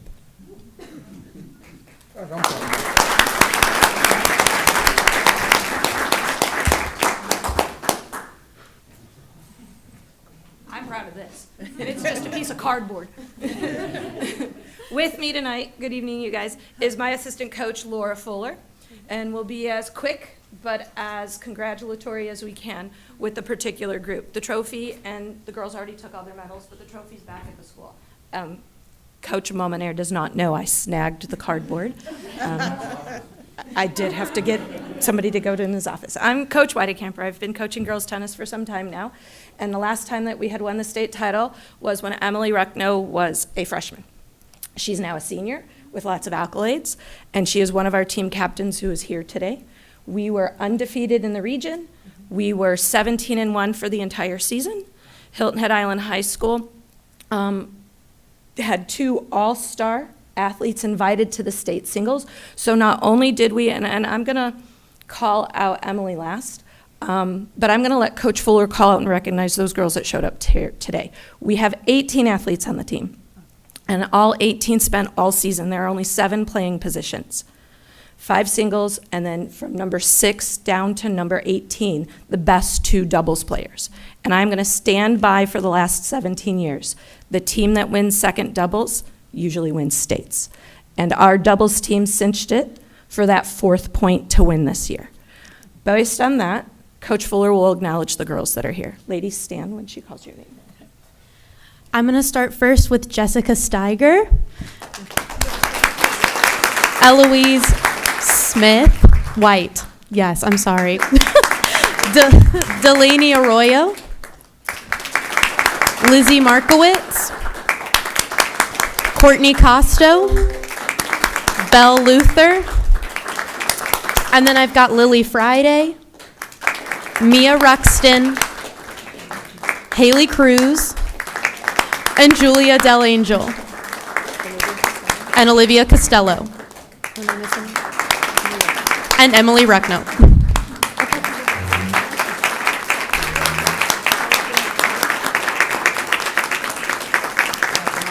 If I could take a quick moment to bring Emily Ruckno up here.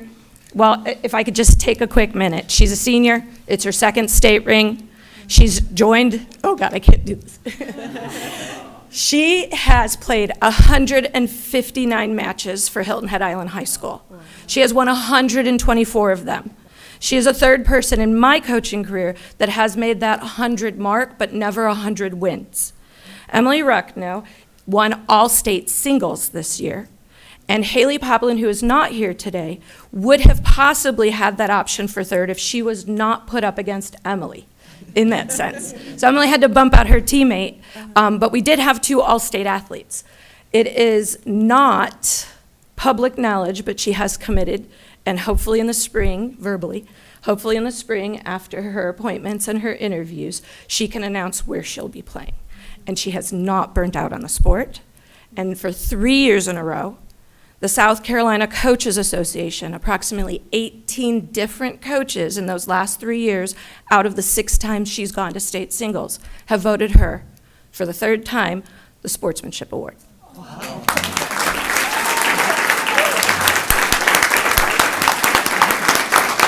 Thank you.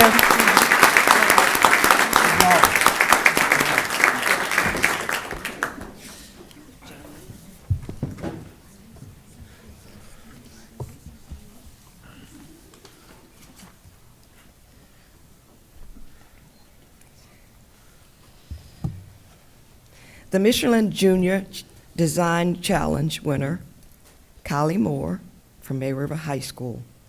A couple of weeks ago, Kaylee Moore, May River High School student, was presented with the Michelin Design Challenge Award at the Hilton Head Course de l'Elegance. If I could direct your attention to the screen, we have a short video to share those highlights. I'd like to present this check for $1,000. Riding into the winner's circle, this May River High School student won the 6th annual Michelin Junior Design Challenge and was given a check for $1,000 at the Hilton Head Island Concord de l'Elegance and Motoring Festival. This year's challenge asked students to design a futuristic vehicle to take them on an adventure of their dreams. In the presentation, I mentioned that I have dysgraphia, so I have an issue conveying what I think and my dreams into words, so it's much easier for me to show people than to tell them. So my car is to show people how I dream, and my dream was to see the aurora borealis, and I wanted people to be immersed in the lights and not just looking up at them. The student finalists took turns up on stage, presenting their designs to a panel of judges. I liked the fact that I got to meet some really important people, and they were really down to earth, and they talked to me as if like I was a designer on the same level as them, and I thought that was really cool, because usually when you hear famous people's names, you don't think that they're going to talk to you like an equal. The judges, as well as Michelin representatives, also had the opportunity to ask the student designers questions about their vehicle before choosing a winner. These are 15, 16-year-old high school kids that came up with ideas that world-famous car designers think are so important that they're going to bring back to their teams to challenge them. That's amazing, and that's the power of these young minds. More than 100 high school students from across the district submitted more than 75 entries into this year's competition. On Hilton Head Island, Ron Lopes, Beaufort County School District.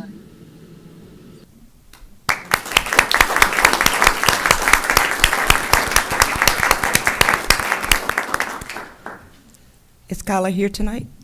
She is competing in the math competition. Thank you. This concludes the celebrations. Hold on. The board would like the students that were recognized for the State Fair Art Awards that are present to please come to the front so we can give you a standing ovation as well. Okay. And take your photo.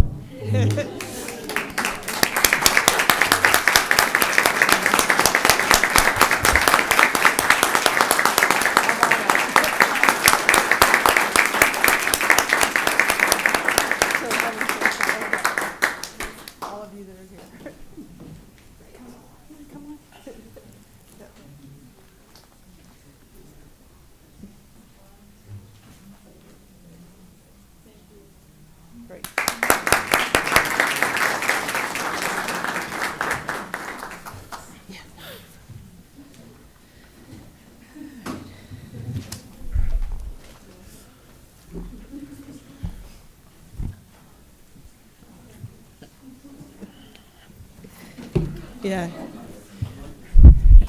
You can go do your homework.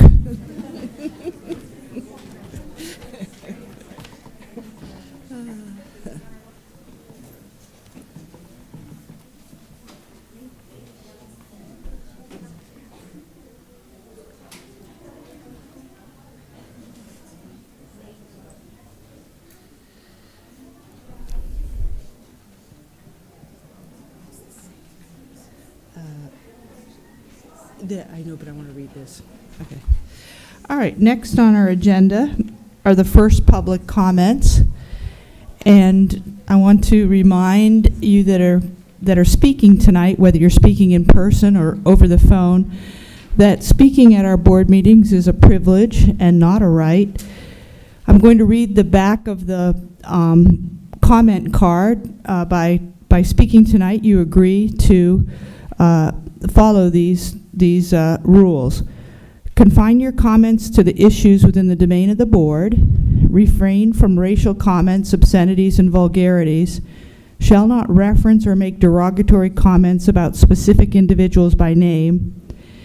Shall not commit other breaches of respect. Speakers may reference the name of specific board members, but such communications will not include gossip, defamatory words, or abusive and vulgar language. I was informed by the county channel that they potentially could be fined if profanity is used by a speaker, and if that's the case, they may pass that fine on to the speaker. You do not exceed 3 minutes. There'll be visible, audible timing device to be used. The persons may not yield your time to another person. And when you complete this card, please provide one or more specific topics. And we'll have the first public comment period now, and it is normally 30 minutes. If we need to extend it, the board can vote on that. And the second period will be for 15 minutes. So we'll begin with the people that are in person, and then we'll go to those that are participating participating remotely over the phone. So first up, we have Carter Hoyt, who is going to be speaking on removal of books.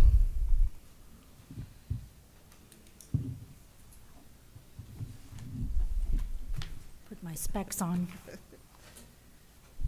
Good evening. Thank you for allowing me a few minutes to speak with you. My name is Carter Hoyt. I live on Ladies Island, and I'm president of the Friends of the Beaufort Library. I just became aware of this meeting this morning, so I didn't have a chance to poll our entire board. Several members who otherwise would be here are not able to attend tonight, but have given me their support for what I personally am about to say. I believe in the United States Constitution and its First Amendment protections. I think going down the rabbit hole of banning books is a very slippery slope. Where is the line drawn as to what is acceptable? If these books are banned, what about the Bible? I'm a person of faith and have studied the Bible fairly extensively over the years. But if you want to rule out books that include murder, rape, incest, treachery, lust, sexual perversion, and the like, the Bible might be at the top of the list.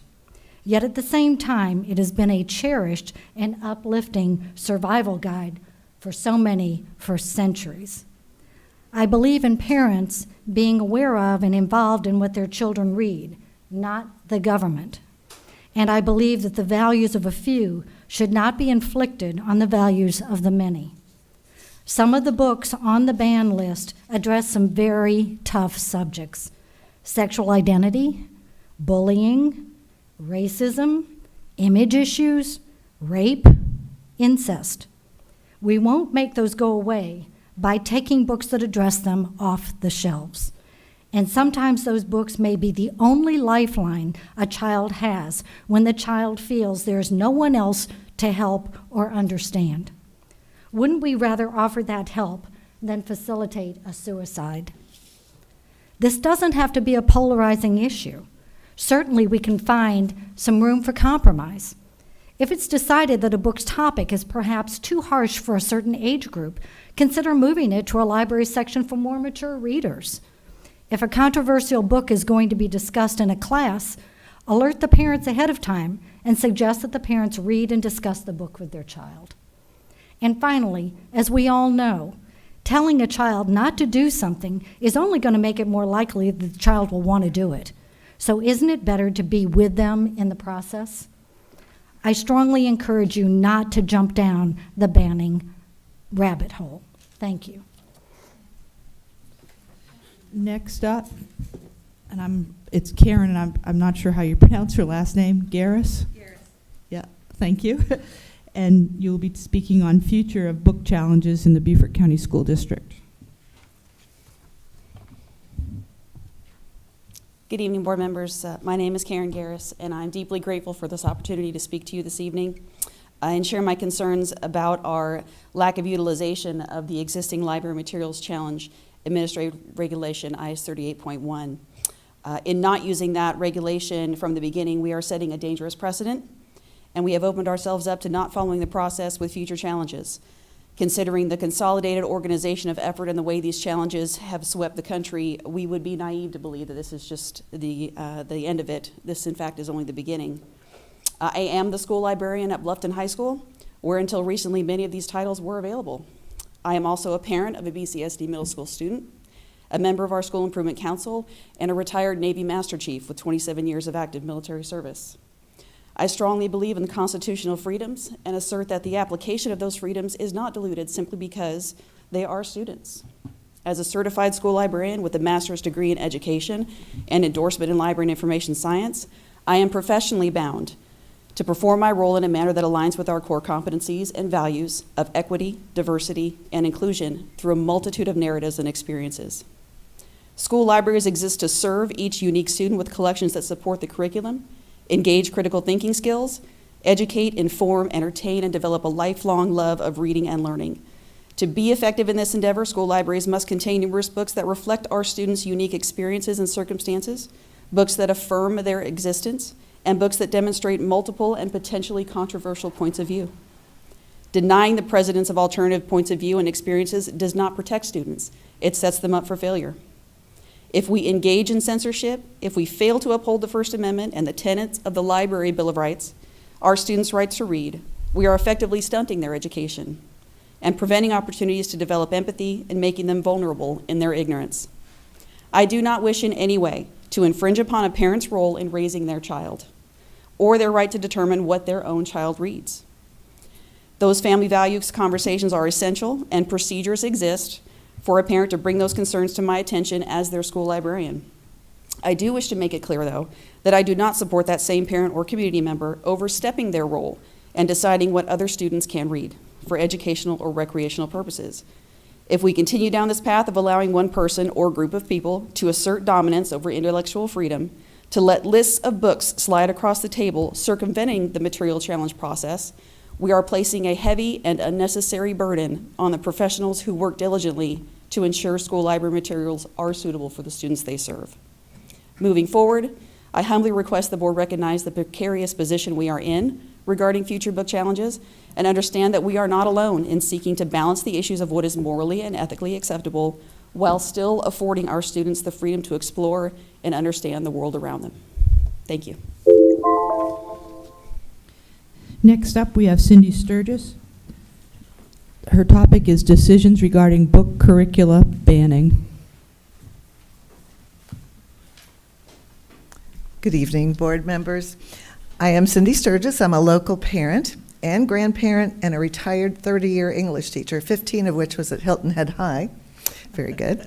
I want to deliver a short message to you as you face challenges over books and curricula. Interestingly, I was doing a little research and I found a statement from Moms for America. It might just be a basis for some common ground. It says, "Sometimes what you see, the good common sense, is the truth. Don't let powerful voices tell you otherwise." Let's talk about truth. The truth is, literature is complex, and the slippery slope of banning books comes from the library to the classroom sooner rather than later. We teach students to look at the craft of the author. It's a mission of discovery, investigating how authors write, not what to believe. Other ideas, other cultures, other beliefs create many ways to think about the world. As to what to believe, that's up to the home front. We educators are there for one reason, to help the students reach the next level of learning. Reading critically and well from good writers from all walks of life is crucial in getting there. The truth is, what students might discover in books in the library just may be something that allows them to overcome a difficult situation or understand what someone else is going through. Understanding is not something to be avoided. It's to be sought, to say, I see where this person's coming from. Diverse authors create understanding. Banning them limits it. The truth is, educators I have worked with in the last 30 years don't teach politics or doctrine, or the worst offense of all, groom children sexually. Are there bad seeds in any profession? Yes, but there's a process in place to deal with them. Most of all, teachers hope that students are safe, fed, ready to learn, but that isn't always the case. So they work hard to build relationships to provide motivation for students to learn the tools they need to critically think. Literature and available books are a key part of this. The truth is, our teachers and librarians are worried. They are professionals whose opinions deserve respect. Look closely, and what you will see are teachers working in often difficult conditions to teach students the skills that bring them to success in the next grade level, and they work so hard. Finally, the short message. Make sure you board members listen to them, and these teachers have a seat at the round table with parents and community members. Teachers want to educate, not indoctrinate. Let us seek common sense and common ground. Don't let the powerful voices tell you otherwise. Next up, we have Mayor Deckard speaking about book removal.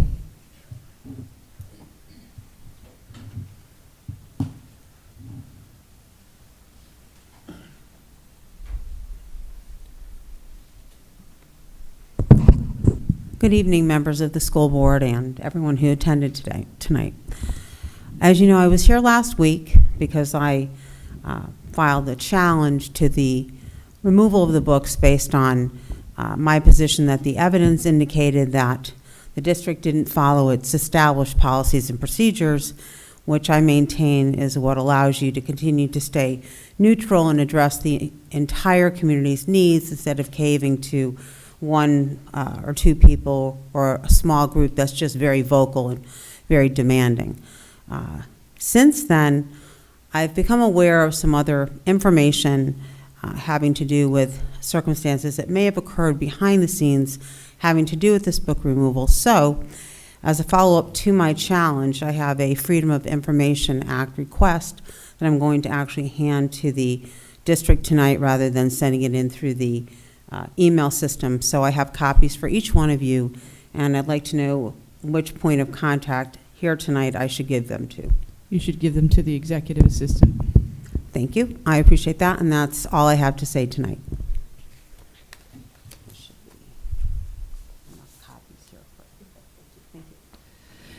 Next, we have Lauren Martell speaking about obscenity in school.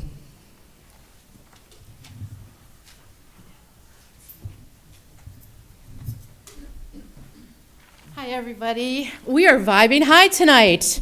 I mean, what a great presentation so far. Each one of those children is so amazing that got recognized. I should come to these more often. My children are successfully grown from Beaufort County School Systems. One graduated IB. That was intense. And now I have a young niece and nephew who are currently enrolled in schools. So I kind of have a beat on what's going on. I see people here that I know from years ago and people who I consider friends. The reason why I'm talking today, though, is because I'm an attorney. And this is an issue that is not about banning books. It's about section 1615.305, which is called disseminating, procuring, or promoting obscenity. And when you pull it up, it says it is unlawful for any person knowingly to disseminate obscenity. A person who disseminates obscenity within the meaning of this article sells, delivers, provides, or offers, or agrees to deliver, sell, or provide obscene writing, pictures, records, digital or electronic files, or other representations of description of obscene. I'm not going to be able to read this entire statute to you. However, the police here know it. And this is one of the things that everyone should know, this statute. Many people get concerned about policy. Policy is not law. And when we come down to define the obscenity and the use of sexual conduct, has anyone been here when one of the parents read some of the things that were cringeworthy? Where you kind of go, I don't even want to say that out loud because I'm afraid if I say this out loud and there's minors in the room, I'm not going to be doing the right thing, the service to them. I'm not going to be a good leader in my community if I'm promoting. Sexual conduct means vaginal, anal, or oral intercourse, whether actual or simulated, normal or perverted, whether between two human beings, animals, or combined thereof. Masturbation, excretory functions. And I want to tell you, I heard there was caution tape in one of our schools' bathrooms because kids are starting to rub their poop on the walls. Where are we going? This isn't about book banning. This is about promoting obscene material. And everyone here has a duty. You can't delegate this to the library. Everyone here has a duty, an individual duty. You are elected, you represent constituents, and more important, you have a duty to protect our minors. So I just ask everyone to read this statute and become familiar with the law, because at the end of the day, the law trumps policy. Thank you, and God bless. Next, we have Julie Matthews speaking on books and the mission statement.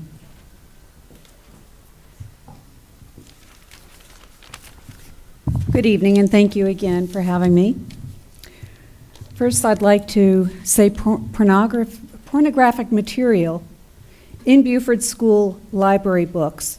There's no place for this reading material. No one suggested that these books should be banned from society. They're readily available at other sources. They do not belong in public school libraries, and I'm disgusted that my tax dollars are going to buy this stuff. I'm watching my language. If parents want their children to read this material, they can purchase it at Barnes & Noble, Amazon, or any other source. It has no place in the school libraries. And as far as the mission statement I read, the mission statement says, Beaufort County School District, through a personalized learning approach, will prepare graduates who compete and succeed in an ever-changing global society and career marketplace. This sounds like you're talking to graduates of college. These are minors. Shouldn't it read, the Beaufort County School District, through a personalized learning approach, will prepare students to compete and succeed in an ever-changing global society and career marketplace? I'd like to know what the dropout rate is in Beaufort County schools. I venture to say it's not very high, or that the graduation rate is not very high, and the dropout rate is significantly higher. Nothing to be proud of here. And next we have Ivy Zolli on sexually explicit books.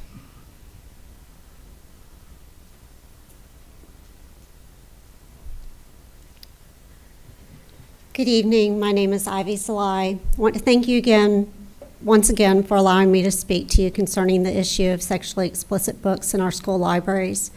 First, I'd like to go on the record that the IS 381 review form was submitted and it went to the spam folder. The district has acknowledged that they have received it. At the last meeting, you heard from a plethora of people who believe that any material, no matter its age appropriateness, is acceptable. It's hard for me to imagine what kind of person thinks that it's okay for an elementary or middle school student to have access to a book that has scenes portraying anything from pedophilia, rape, incest, excessive drug use, etc. I truly do believe that all children should have access to material that represents each and every one of them. However, books with sexually explicit excerpts should be exempt. Somehow the moral compass of our nation has begun to degrade, and society seems to want to expose minors to sexually explicit topics younger and younger. I'm not naive in the fact that children do have access in other areas of their lives, but it is the parents' duty and responsibility to ensure that they have safeguards, just as it is the district's responsibility and duty to ensure safeguards for the children while they are in school. The district does place restrictions on electronic devices, so why is it so far-fetched that you should place restrictions on books for age appropriateness? Would you allow an art teacher to show nudes for artistic purposes? If not, why are words different than a painting or picture? Over the last couple of weeks, I've been accused of being a book-banning effing Nazi, racist, transphobic, and even had someone share my home address on social media. For those reasons, I'd like to share some statistics from the book list that I sent to the district. One book is anonymous, so that leaves 95 books. Out of the 95 book titles, 78% are by white authors, 22% of the books are by minority authors, and 11% of the books are by black authors. Also read bios for each of the authors and was able to fairly confidently determine the preferred sexuality of 68 out of the 95 authors. Of those 68 authors, 81% are heterosexual and 16% are queer, gay, or bisexual. The remaining 3% could possibly be members of LGBTQ. When these committees are reviewing these books, they need to have the most old-fashioned minded parent or guardian in mind, because that's the parent that is going to have a problem if this material is given to their child without their knowledge. This literature is available in a myriad of other places if a parent wants to provide access to them. Many have said that these books may help minors that have Thank you, Thank you. Ivy. Next, we have Melissa Tolino on books in our schools.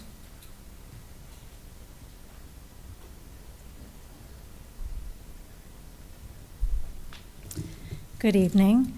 I am a mother of 3 ranging from 10 to 25. I have experienced the school system from prior generation to now, and I am concerned. At first, I didn't have concerns over books in our schools. I didn't know and I didn't think the school system would allow this kind of material in our schools. Until I heard 2 parents read them at the board meeting a month ago, I was horrified and saddened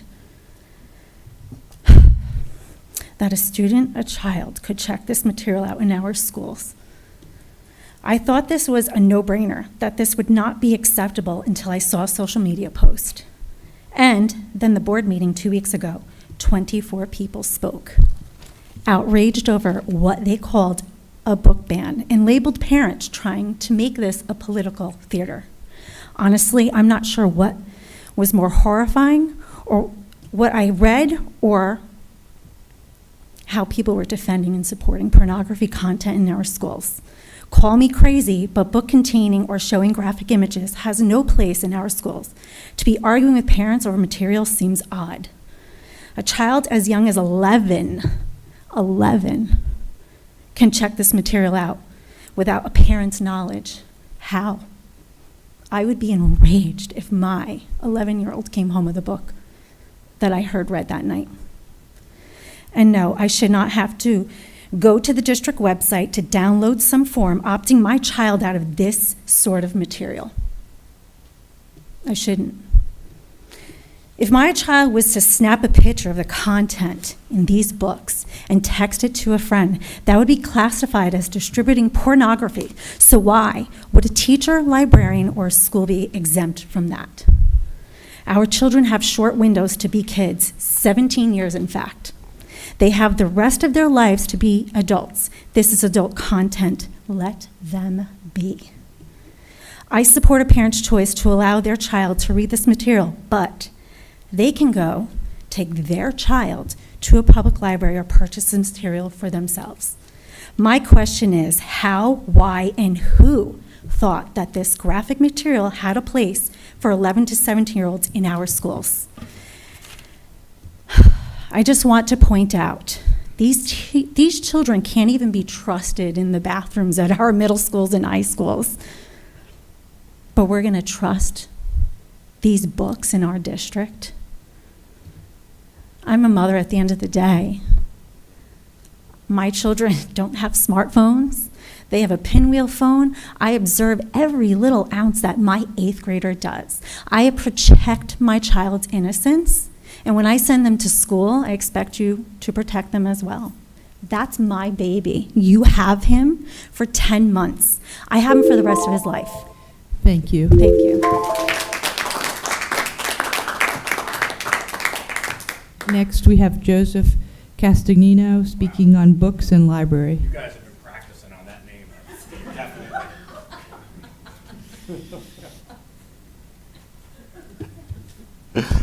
Thank you. Thank you for giving me the time to speak tonight. I just want to talk, go through a high-level summary of how we got here when it comes to these books.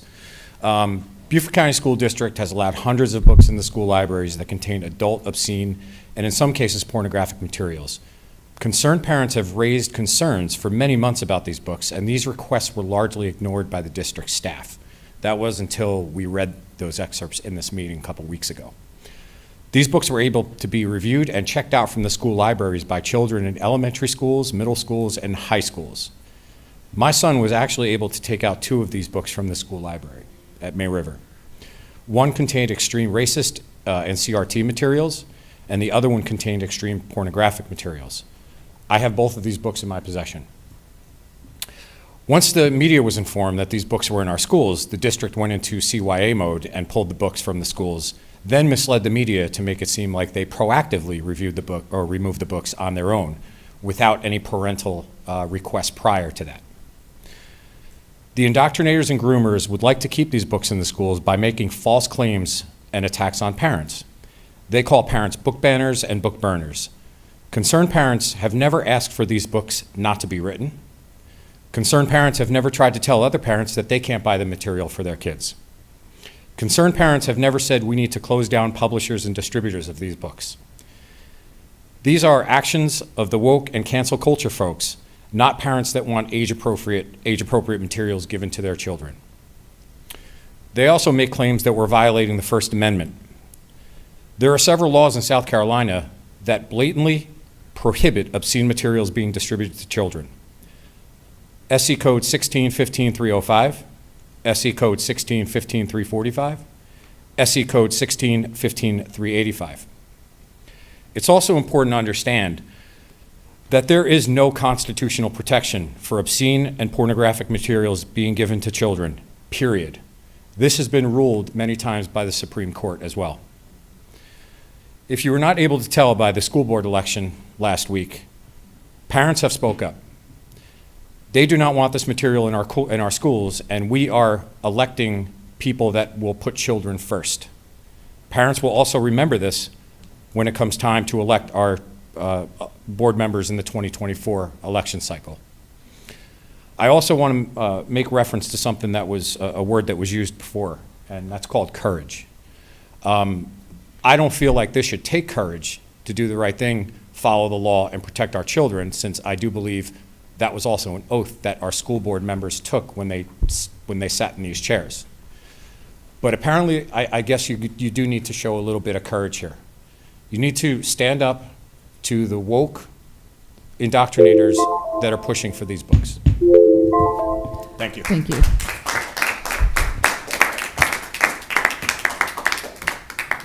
So we have two people that are filled out cards that are going to go in the second comment section. So Robin, how many commenters do you have on your list by telephone? 7. Okay, so the board needs to decide what it would like to do since our 30 minutes has just occurred. Ms. Robine? I move we continue with the 7 that are on the phone. We're 4 minutes away from 30 minutes. Okay. And I second that motion. So the motion to continue our public comments for the 7 speakers on the phone was made by Ms. Robine and second by Mr. William Smith. There being no hands up, all those in favor, please say aye. Aye. Middleton, aye. Aye. Okay, Mr. Campbell, aye. Any nays?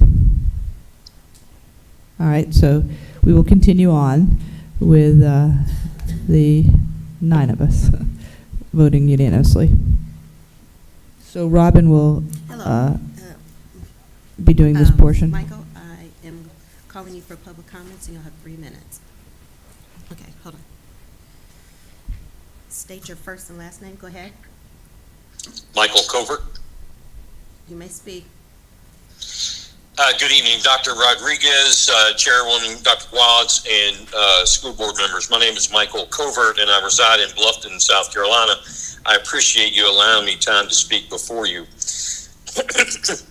Excuse me. I find it disingenuous for people to lay claim that there is a collective cry for book banning. What has been suggested is not a book ban, nor a book burn, simply a removal and readdress of the 96 or 97 or so titles. As has been well documented, the public still does not know how these books even made it to the shelves of a public school and where those approvals took place. What is more important to consider are these factors. 1, tax dollars, public money, are used for the purchase of the books. Therefore, the type of book must be highly scrutinized, which is usual and customary throughout most of the school districts in the United States. Next, tax dollars were spent several decades ago on copies of Bibles, the 10 Commandments, etc., and some groups, led by the fanatical ACLU, were apoplectic in getting those items removed from public school systems. Now the shoe is on the other foot, and that same group is now apoplectic because we are asking for this to be removed and readdressed. Some have said this move is unconstitutional. That is completely inaccurate, and I ask you to recognize case law known as CK by and through her parents, TK and all, versus Wentzville School District of this August 2022, where the Federal District Court of the Eastern District of Missouri found that it is perfectly constitutional to remove said books as it wasn't, quote, end quote, banning anything. I also encourage you to read and reread Title 16, Article 3 of the South Carolina Code of Laws. These books overwhelmingly violate Article 3. I do not believe the school board nor any of its members want to knowingly violate South Carolina laws. Finally, I also want to encourage you to understand this. It is my right as a parent and grandparent to not subject my children and grandchildren to this material in a public school. Why are my rights being violated? Why are my rights or my grandchildren's rights not important? As an elected official, I completely understand that hard choices and hard decisions are brutally wearing on your minds. This should not be one of them. I look forward to hearing what these committees' answers are. Funny thing, though, I applied to be on this set of committees, but was not given consideration due to my political positions. That, in and of itself, is illegal. But I will give you a pass, though. Thank you for my time. Thank you.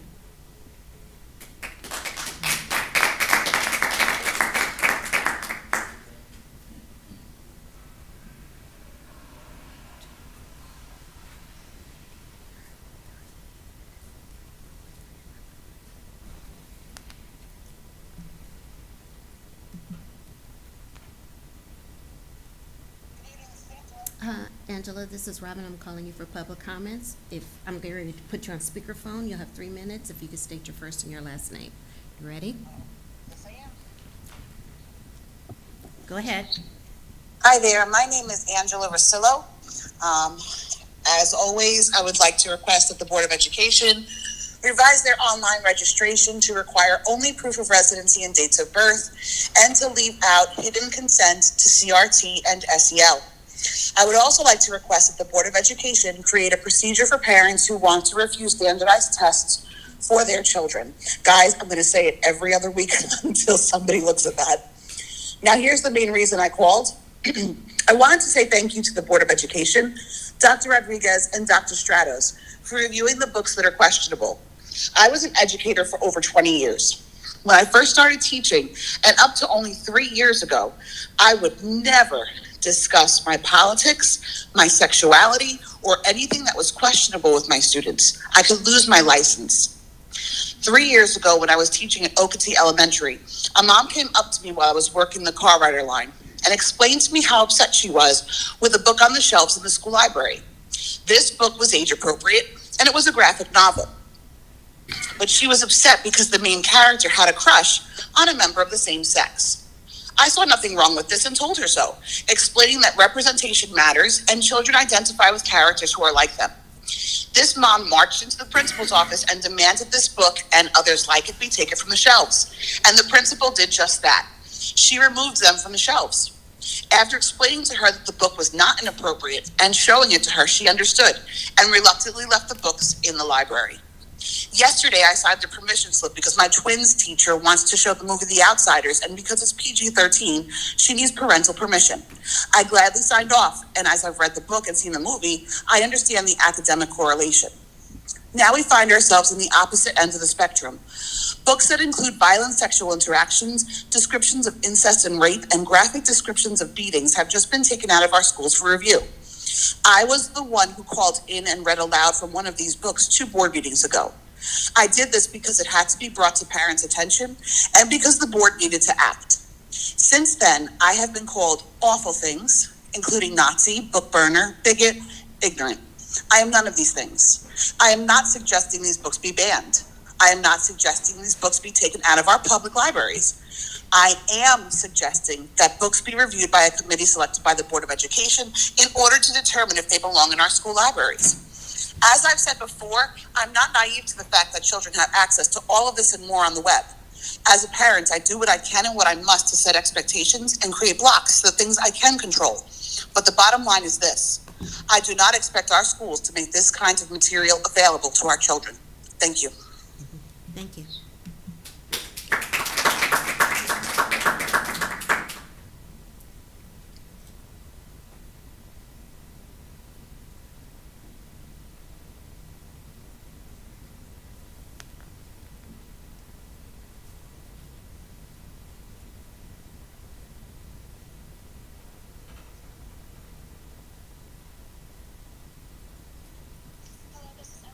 Hi, Emily. This is Robin. I'm calling for public comments. Are you ready?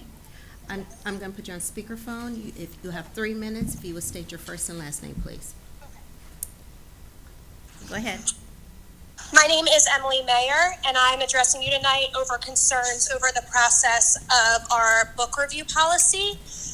I spoke with you all a few weeks ago, and I was so thrilled with the feedback from the board. You all seemed to really understand the severity and the importance of the discussion and the conversations that you were having around these books. But I'm still concerned that we have 97 books removed from the shelves of our school, seeing as we can't find people to sit on the committees. The longer that our books are off the shelves and holding, waiting for these committees to be formed, the more infringement that we're taking out on our students' intellectual freedoms. So tonight I'm calling for the board to vote to replace the books on the shelves while we either await a formal complaint or the formation of the committees are finalized. I appreciate the sincerity in your conversations regarding this matter, and I know that together we can move forward in a way that is best for our students and their intellectual freedom. Thank you.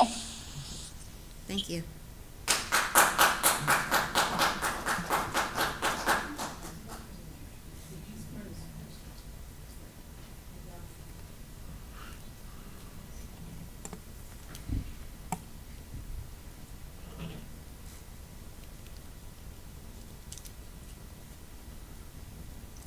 Hello, is this Lynn? I'm calling for public comments. You have 3 minutes. If you would state your first and last name, I'm going to put you on speakerphone. Are you ready? Lindsay Piper Loomis. Go ahead. Thank you. I'm calling in from actually Dorchester County as a mom, as a citizen of South Carolina and of America as well. Our government has committed treason and tyranny in combination with the school boards across this country. Our schools have received federal dollars from the mandates in all of these areas, and the mandates have caused irreparable harm to our students. And shutting down our schools, this has only knocked our students at a lower rate in understanding and in education. We're already ranked one of the last in the country. But I think that the most horrific thing about the hypersexualization of children. I personally escaped trafficking through this Child Protective Services system. And we have the Center for Disease Control using money from the federal government and aiding and abetting and grooming children, preying on their vulnerabilities. And this type of behavior is also happening in our schools in coordination with some of the teachers and some of the staff, not all of them. But when we have children that are being told that they can come to school as a cat, or they can come to school as a boy when they're a girl without parental consent, gender affirming care in any shape or form, in some cases chemical castration, which is it's not reversible, and sometimes that is happening without parental consent in different parts of the country. This is horrific. We should not be allowing this type of behavior. It has increased in catastrophic mental illness in our children. Most children don't understand who they are in the sense of their identity at young ages because they're going through so many hormonal changes. So these books that are in the schools that are being pointed out by people in Beaufort County and across the state need to be removed. They need to not be in the schools. It is not the school's job to contribute to this grooming. It is not the school's job to contribute to the hypersexualization of children. It is child abuse, and it should not be permitted. Thank you. Ma'am, can you please give your name? I didn't hear it. She hung up. It's Lindsay Piper Loomis. I think it's Lynn. If you got it, that's fine. Yeah.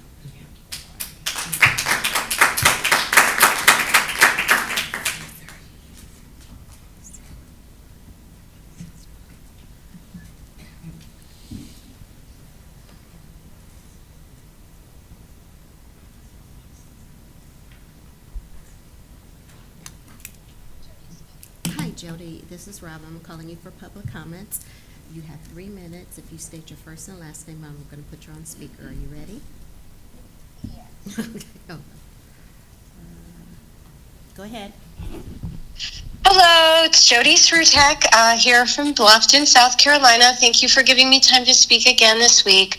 I don't really have a lot of prepared comments, but I know that we've had recent school board elections, and I do think it is important to bring to folks' attention that some of these candidates won their seats with less than 33% of the vote in their respective districts, and we do have some folks who were elected even with fewer than 200 votes, so hardly a mandate there. Given a recent events, I think it's important to remind the board, the district, parents, community members of our mission of public schools and specifically Beaufort County schools. So one thing I did have time to pull was a mission statement from the website. The mission of Beaufort County School District, through a personalized learning approach, will prepare graduates who compete and succeed in an ever-changing global society and career marketplace. Our vision is to work with families and our diverse community to ensure that students perform at an internationally competitive level in a learning environment that is safe, nurturing, and engaging. Our core belief is that students should be prepared to compete and contribute in an ever-changing global and multilingual society, and we believe that every student can learn using his or her valuable and unique talents and skills, and learning takes place when the physical, emotional, social, and intellectual well-being of all students is assured at every level and during every transition. There's more to it, but the point I am making is that public schools are open to all and they are for everyone. Public people of all faiths, people of no faith, people of all races, genders, economic backgrounds. We serve students who are homeless. We serve students with disabilities. Public schools are designed to serve everyone, and that does not mean that public school is the best choice for every individual. So in a public school, people will be exposed to folks who have different faiths and cultures and abilities and belief systems. So I really ask that each of you remember that as board members, school professionals, parents, etc. I ask again this week that you follow your own policy when you're considering the challenged books. Several of these books have been removed and they haven't been appropriately challenged, and their return is delayed while you guys form these committees. Please follow your own policy. Direct the superintendent to return the books to the shelves so the students can access them. Those who wish to pose a library materials challenge can do that by filling out the appropriate paperwork, and then we'll follow the process as it was designed.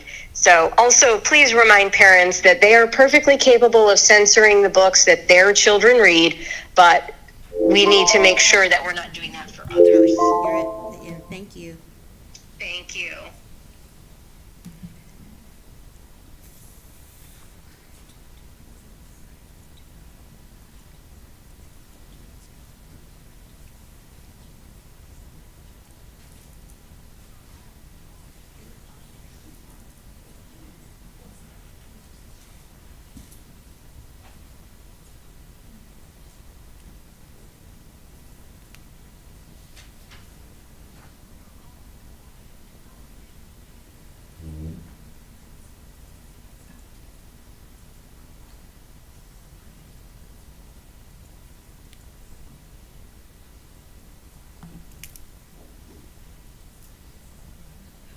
Hello, this is Leanne. This is Robin. I'm calling you for public comments. You'll have 3 minutes if you would state your first and last name, and I'm going to put you on speakerphone. Are you ready? All right. Go ahead. Good evening. My name is Leanne Howard. I'm speaking as a community member, former student, and former parent of 2 previously enrolled students. I want to state my support for having a review to remove the books on this list. I want to first highlight some of the content involved and then list some of the titles that I had read personally. Content from just 4 of these books included graphic sexual scenes, including rape, molestation, idealized pedophilia, grooming, idealized suicidal thoughts, drug and alcohol abuse, physical abuse, profanities, and derogatory terms. If these were movies, they would not allow minors to view these in movie theaters as they would be rated R or mature. Each of these were rated not for minors. Book 39, Identical by Ellen Hopkins, has an adult content warning from booklooks.org as not for minors, shares a summary of concern for explicit sexual activities, including sexual assault and child molestation, violence, including self-harm and suicidal ideations, profanity, derogatory terms, drug and alcohol abuse. Any of those things brought up in the school district, if one of the students was vaping, they would automatically be suspended. If you had students using derogatory terms or profanity, again, they would be in ISS or suspended. Yet we're allowing them to read these things from books and expect them not to exhibit these behaviors within the school. Identical was actually at May River High School, and you have 9th graders reading these books. Lolita by Vladimir Nabokova. Booklooks.org also has an adult content rating for this book for sexual activities, including pedophilia, sexual nudity, and profanity. Grooming and pedophilia, it was a story of a 25-year-old man obsessing over a 12-year-old girl. And yet we have this in the school district allowing 12-year-olds to read. That's not okay. It's not acceptable. That book was at Battery Creek High School. Number 47, Living Dead Girl by Elizabeth Scott. The adult content warning for this one was for violence, including sexual abuse, explicit sexual activities, including sexual assault, battery, and sexual nudity. This book was at Beaufort High. This book had a graphic scene that I will not even repeat because I was so offended by it. It was something that you would see on a horror documentary. 19 Minutes by Jodi Picoult. Adult content warning was for sexual activities and sexual nudity, and this one was at Beaufort High. Each of these books you could let 9th graders read, and they were so graphic that most of these scenes would be censored on TV. Schools suspended kids for vaping, yet we're going to let them read about a book about a girl that's taking Oxy to get away from certain... I'm sorry, your time is up. I just want to... I'm sorry, your time is, ma'am, your time is up. Thank you.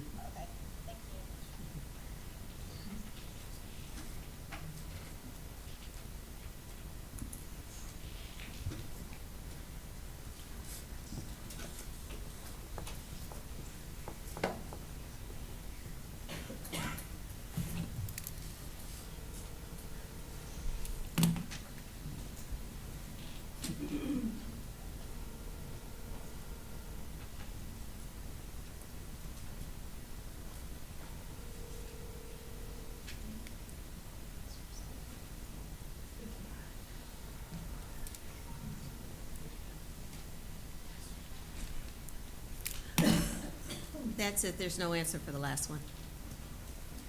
Okay, thank you.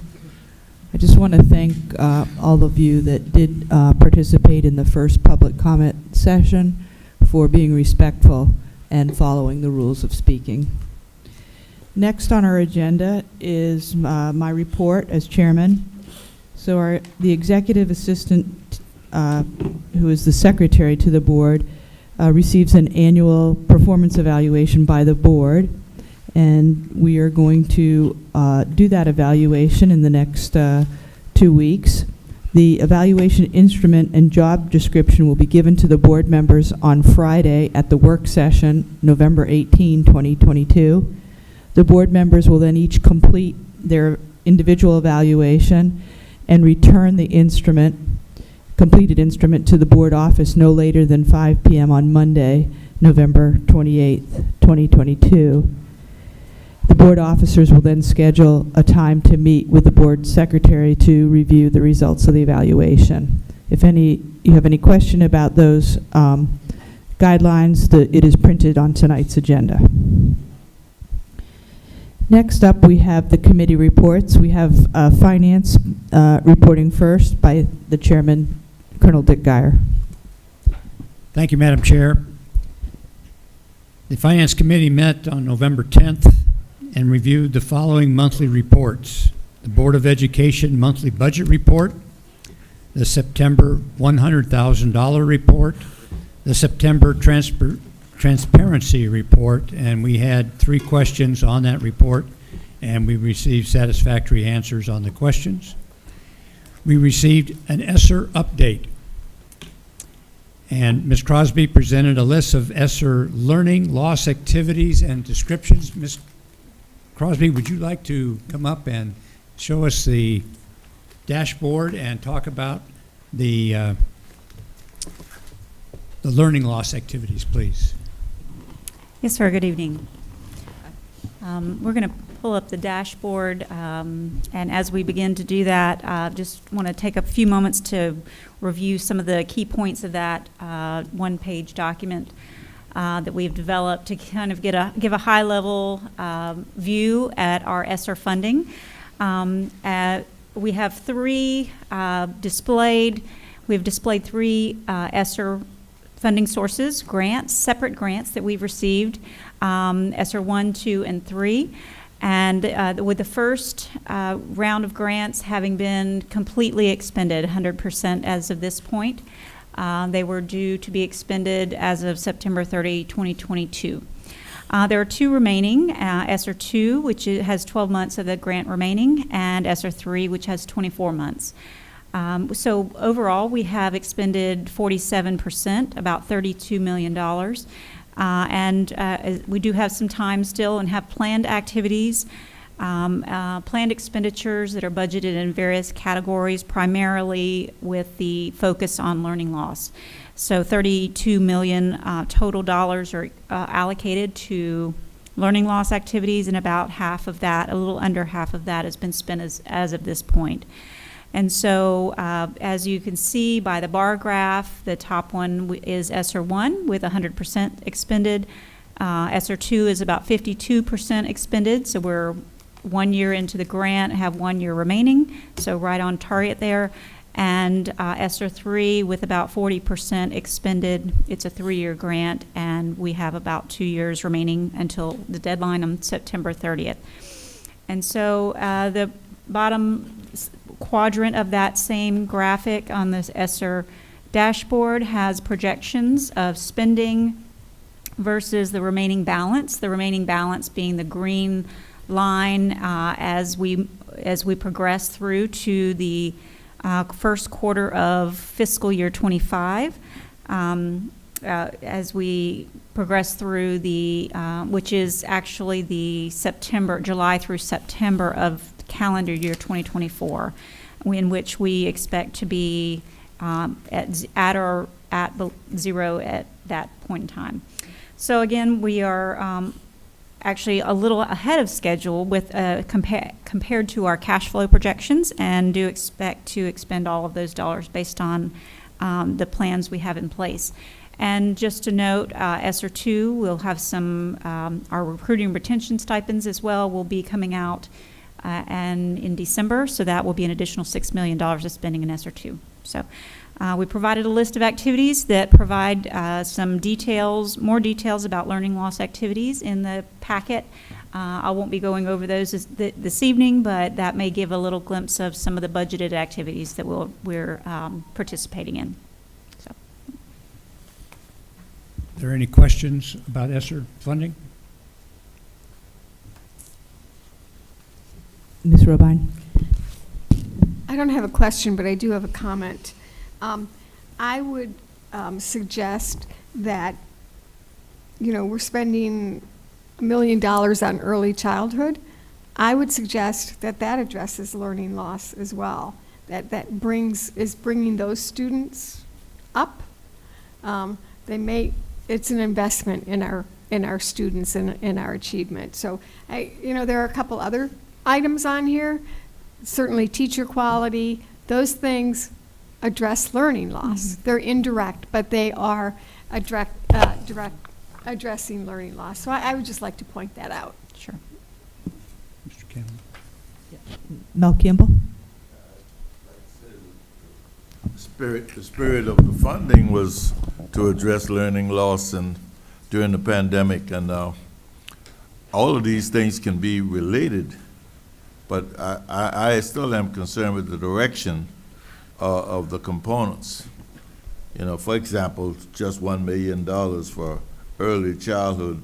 If we're addressing learning loss, I'm sure, we'll find that those people probably suffer the most in terms of the pandemic and the losses. But we only put a certain amount there, and teacher professional development and all that other stuff is generally an ongoing process in education. And I, for one, think that, this money should be spent towards improving some of the situations that were created by the pandemic, not by us having teachers that were already below those levels or inefficient. So I still have my questions, and I think this was targeted towards some of the things I've said before in terms of the direction of the spending here and the urgency of the spending.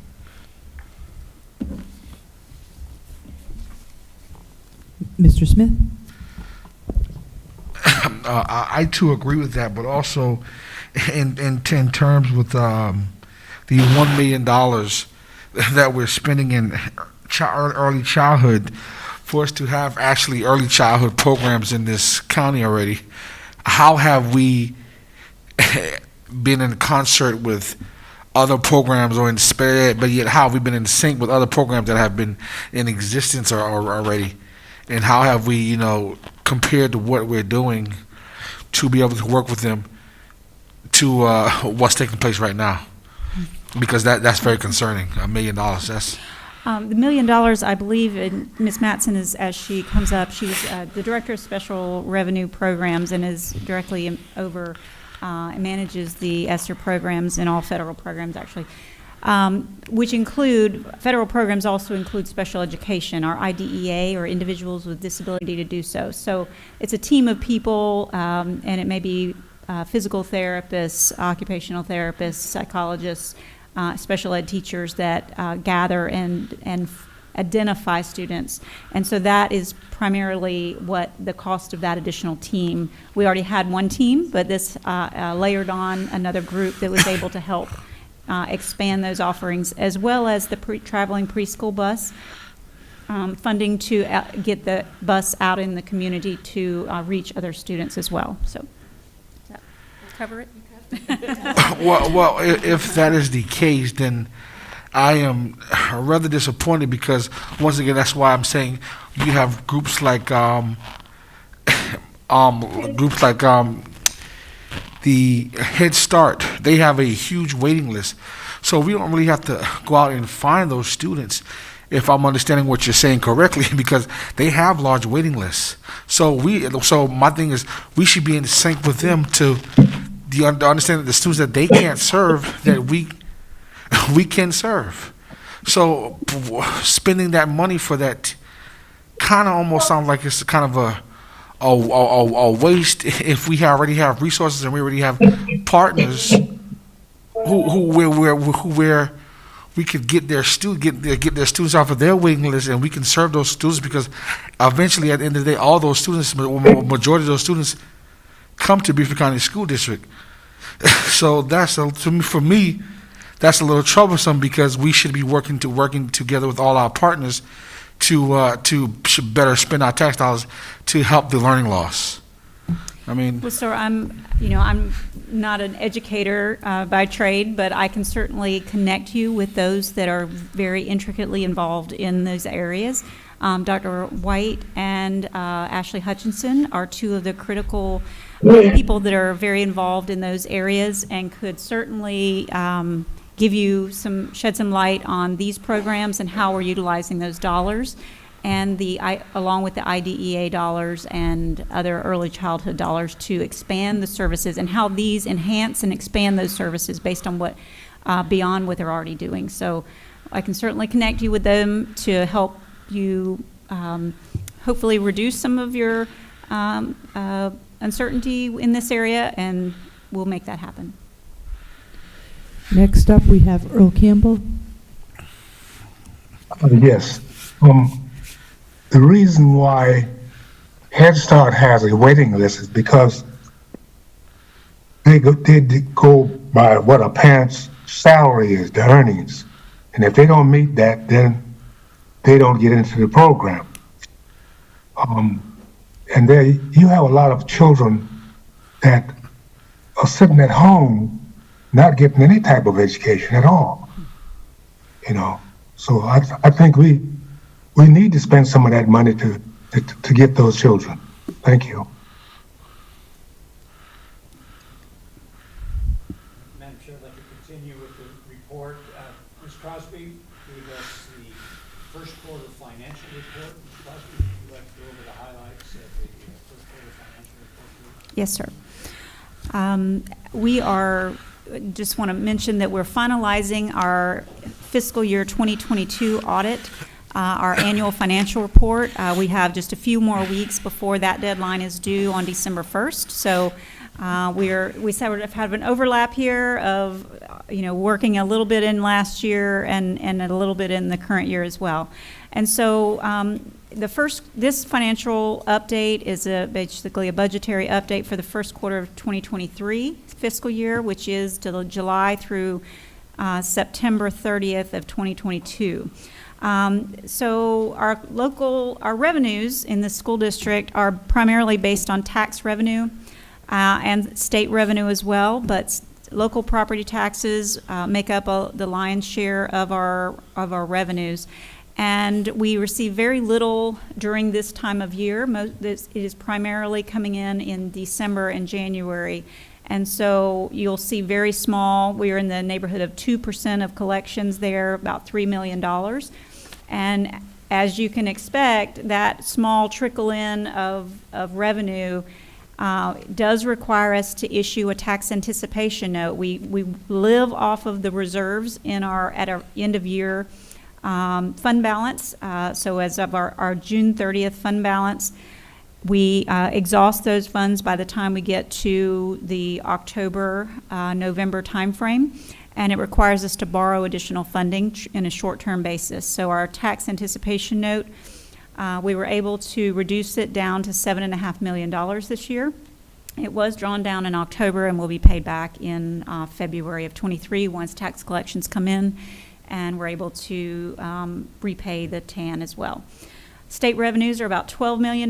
They're a little more steady throughout the year, so they are at 10% at the end of this quarter. Prior year collections were at 9%, so we're a little ahead of schedule on both on the state revenues, a little behind schedule on the local property tax collections, but it's too early to really tell how the end of the year will come until we get to the January timeframe.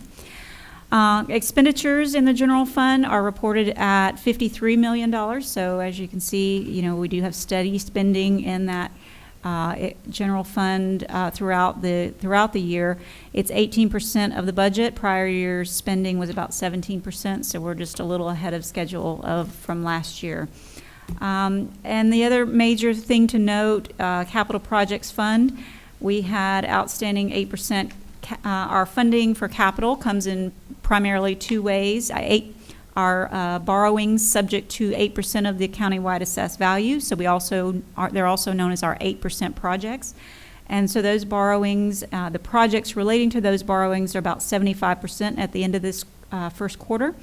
And our 2019 referendum projects are 85% spent and encumbered as of September 30th. So things look normal as of this time of year, and things are as on track as expected. With that, I'll take any comments or questions. Seeing none, I'd like to go on and report that Ms. Crosby presented a report that looks at average teacher salary by school. The chart shows a percentage of students in poverty by school.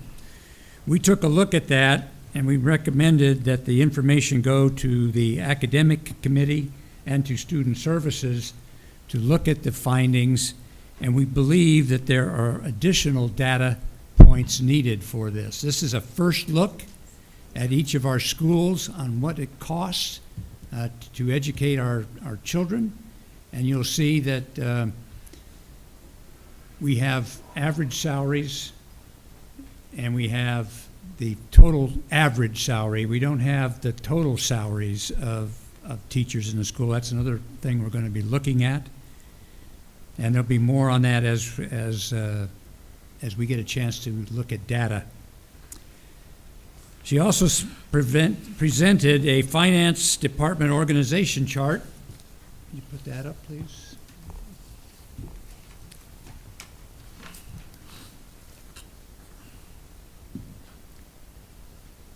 This is a chart that shows who does what in the finance office. And you remember that this is a finance office that has to manage almost $400 million a year in operation funds and well over $300 million a year in debt service.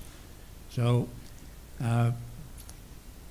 this has been looked at by our efficiency report, and frankly, I think it's a little lean, but our finance department has done exceptionally well on audits, and we'll talk about audits in a little bit. But I am concerned that it may be too lean in some areas, and we're going to be the finance committee is going to be looking at that as we go forward. Future topics for the Finance Committee is the timeline for human capital, and that's the timeline for the loss of ESSER funds, and when the people that we have hired with federal funds, when the federal funds dry up, what's going to happen to the functions that they are being funded by, and what's going to happen to the employees. So we're going to take a look at that, get an initial timeline for that at our next meeting. We're also going to be evaluating OE 18, the Food and Nutrition Services, and we'll also have our first annual audit from the auditor report. And the committee will get that before the full board gets it at our following meeting. Our next meeting is scheduled for December 7th at 5 p.m. Are there any questions or comments? Mr. Mel Campbell? Answer this question. What are we looking for on this chart with the poverty level and the average teacher salary? Well, what we're looking at is what our efficiency rate is. We're also looking at data and how it's displayed. For example, this shows average salary, it doesn't show total teacher salary. That's something different. That's another piece of information that we need. We also had a question about what determines level of poverty. What are we using for that data to show we are at such and such a percentage of children in poverty, and that changes from school to school. So there's a lot more that we need to fill out with this, but it's just the start. Okay, I mean, can I ask a specific question? I'm looking at this chart, and I see, for example, Pritchardville Elementary School, the line graph meets the top of that bar, which I assume meaning that the average teacher salary is very much in common with where the Pritchardville poverty level is at. Correct. Well, is that ideal, or is that? Well, we don't know that yet.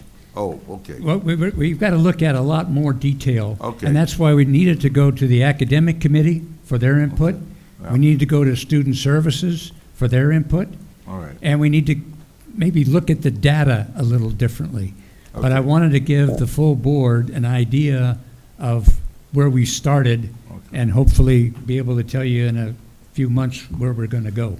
Okay, thank you. Mr. Smith? In terms of the financial, the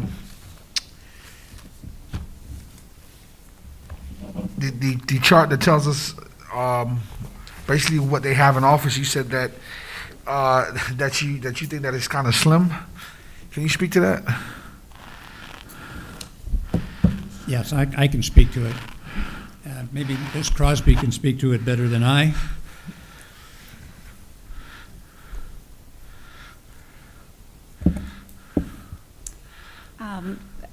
Colonel Geyer mentioned the possibility of looking at other districts that are similar sized and makeup of our district. And we have taken some looks at that in the past, but not recently. For example, procurement had in Richland 2, or Richland 1 or 2, I believe is our similar size, had significantly more procurement staff in the same size district.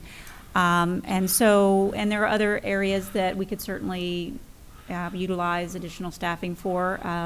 But we will definitely be open to doing some analysis and doing some comparisons and bringing that back to the committee for any discussion. One of the things that you got to look at in your finance department is that you have sufficient people with sufficient energy to keep a very close tabs on how money is spent, how money is accounted for, and future planning for budgets and budget monitoring. It's really a risk analysis. Do we have areas that we need to have more visibility on? And that's what you're looking at. Well, I mean, I just want to make sure that these are people that we've seen this far that we needed, not versus just something telling us that we need these people and we just go ahead and hiring them. I mean, because I am concerned in the times that we are in right now that money may not come as the way it came as within the last 24 months to 12 months. And so, we are going out in a minute for possibly going out for a referendum. So, I mean, we have to be careful in terms of being very intentional about creating positions and spending money and how we spend that money in terms of our taxpayers' pocket and not personal dimes.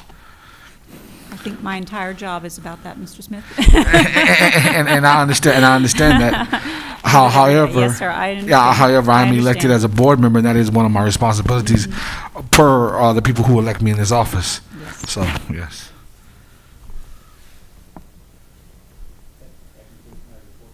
All right, thank you, Colonel Geyer.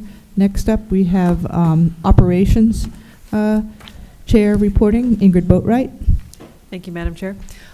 So we had a 2.5-hour operations committee meeting, and that didn't even involve a lot of questions. We looked at OE4. The Human Resource Department reported on the entirety of OE4, which is the OE for personnel, and there are 15 components to it. So in addition to that, for public's understanding, we are a coherent governance board, which means we govern by policy. We set policy expectations and clearly delineate what we expect the superintendent to do, and then essentially they report back in a monitoring format. So that was what the point of that meeting was. In addition to which, there has been a lot of interest and scrutiny on, the results of coherence governance. One of our major results is we want to see an emphasis and an increase in teacher recruitment and retention. So we kind of got both things at this meeting. Don't worry about putting the stuff up on the screen, Robin, because I'm just going to kind of hit the highlights. The meeting did get off to a bit of a rocky start because Reggie Dees refused point blank to sing the national anthem, and we had to recite the pledge, but it was all uphill from there. There were approximately 10 HR professionals that came into the office panel style, and each presented in depth on both the OE and just in general the concept of recruitment and retention and what they're doing. So I'm going to hit a couple highlights, and then we are basically have a motion to bring that for board approval, the monitoring report for OE4. So first of all, in recruitment, we have several initiatives that our HR department is bringing out for recruitment. Number one, we're building a talent pipeline with schools. We have 95 interns from colleges here doing practicums.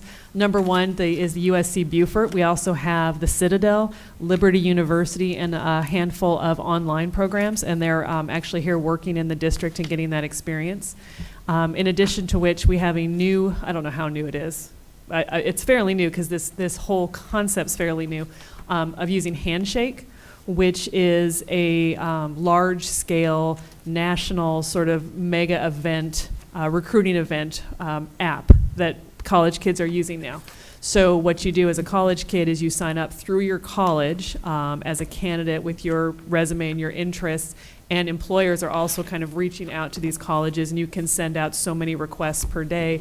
And basically, the colleges are allowing candidates and employers to connect online through this handshake. And that's what I hear a lot of college kids talking about. You also get work study, internships, other programs. So it's really trying to connect on a national level college students with interested employers. So we're actively engaged in that program. We have several international teachers. We have, I think, if I can get to that number, I think we have 79 international teachers currently serving in the schools, or at least staff. We also have some alternative certification programs that we're using for people who do not have a teaching certification but wish to teach. They can become a teacher and start teaching while they're under the umbrella of some of these alternative programs and working towards getting their teacher certification. So we have several programs that we're using with that. So these are all kind of new avenues that the district is using to go out and find young talent, to go out and find potentially people who are semi-retired and maybe interested in teaching, going international. So they're kind of going on a leave no stone unturned. In addition to which, and this was kind of fun, we had a presentation on marketing from Mr. Dees, and he was trying to explain geofencing, which was, entertaining. Geofencing, we're doing a lot of complex marketing type things for people that are visiting here, people that are perhaps interested in relocating to Beaufort County to consider jobs with the school district. So those are kind of an overview of some of the initiatives they're doing in terms of teacher recruitment. Additionally, there's an emphasis on teacher retention. So I would say one of the main emphasis of the district is our professional development. We're putting a lot of new professional development programs and options in for teachers so that when we do recruit them from the schools or we do recruit them as a new career, they have a lot of opportunities to continue to grow professionally. We also do a lot of mentoring for teachers, particularly young teachers, because those first couple of years there's a high rate of turnover. And so we have a lot of professional mentors who are going into the schools and working with these young teachers and giving them the resources they need so they feel that they can be successful here. Compensation and benefits. As you know, we approved a large raise, and I think are we still #1 in the state, Alice? All right. Okay, so we're the top salary for teachers, starting salary for teachers in the state. In addition to which, we have several, of course, the health benefits, retirement, but there were a few benefits that Beaufort County offers that other schools aren't doing that are a little bit more innovative. We have childcare after school for teachers, and we also have, that wasn't me. What are y'all doing back there? I'm wrapping it up. All right.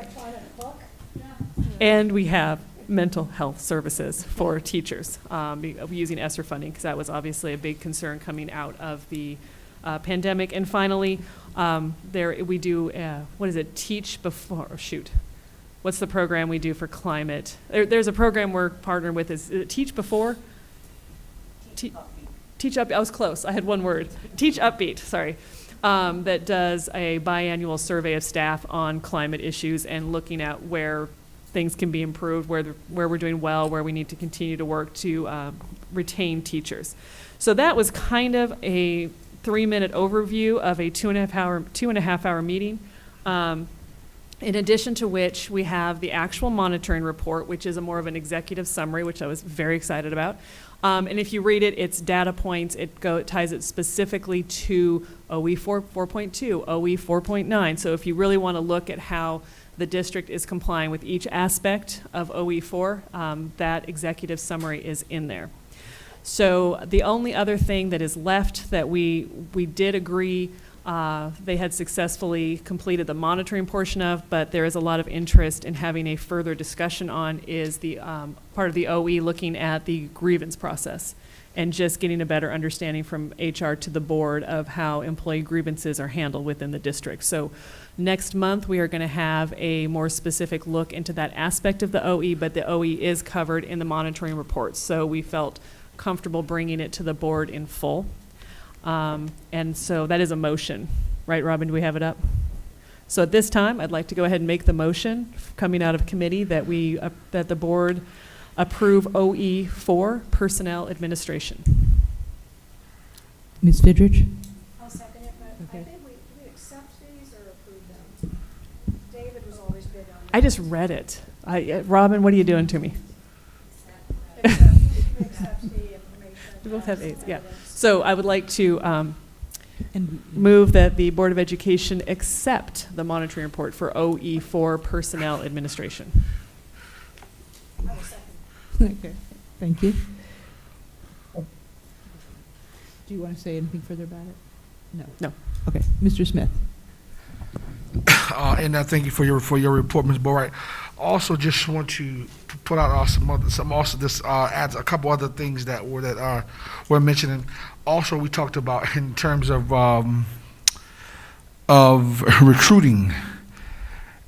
I think I said that I believe that I think that it was very important that somehow that we make more connections with universities in terms of and being intentional. And I understand that they have tried and they have, but I just want us to try a little more harder and be a little more intentional about making some other relationships and partnerships with universities to bring more staff here so that we can have full staff, but also we can have more options and also also reach out to HBCUs as well. In terms of that, and it was stated that that's something that they will work on too, and also along with that, there was also a highlight in terms of the in-house training. I thought that was something that was very good by the district, that they work to save money and have a lot of in-house training and provide training towards staff members so that they can get training that they may not be able to get from other places, and that they can get it here at home, versus that would possibly cost the district a ton of money. They send them to other places, but they do a lot of that training in-house. And I just wanted to give the district kudos for that it was a shown track record of how many trainings that the district has have in-house training, versus that probably will cost us millions in other places and from staff traveling. So I thought that was a very good thing too for them, showing that they have worked hard to save district and taxpayers some money. Thank you. Thank you. Whoever this third party, okay. No, it's not Angela. All right, there being no further hands up, the motion is to accept OE4 Personnel Administration by the board. All those in favor, please say aye. Aye. Aye. Okay. Any nays? And any abstentions? All right. So the acceptance is unanimous. Thank you. And I will say, if anyone wants to see the full 2.5-hour presentation, it will be available on County Channel. But there is a lot of good information. And I would also, I second Mr. Smith's kudos. I think that the district is doing a great job with its evaluation. They are reaching out to universities. I also want to say I have been a little hard on the HR department because of data, because it is such an area we need to really see what's going on and understand. It's not just a local hiring event of old. It is going out to universities. It is recruiting.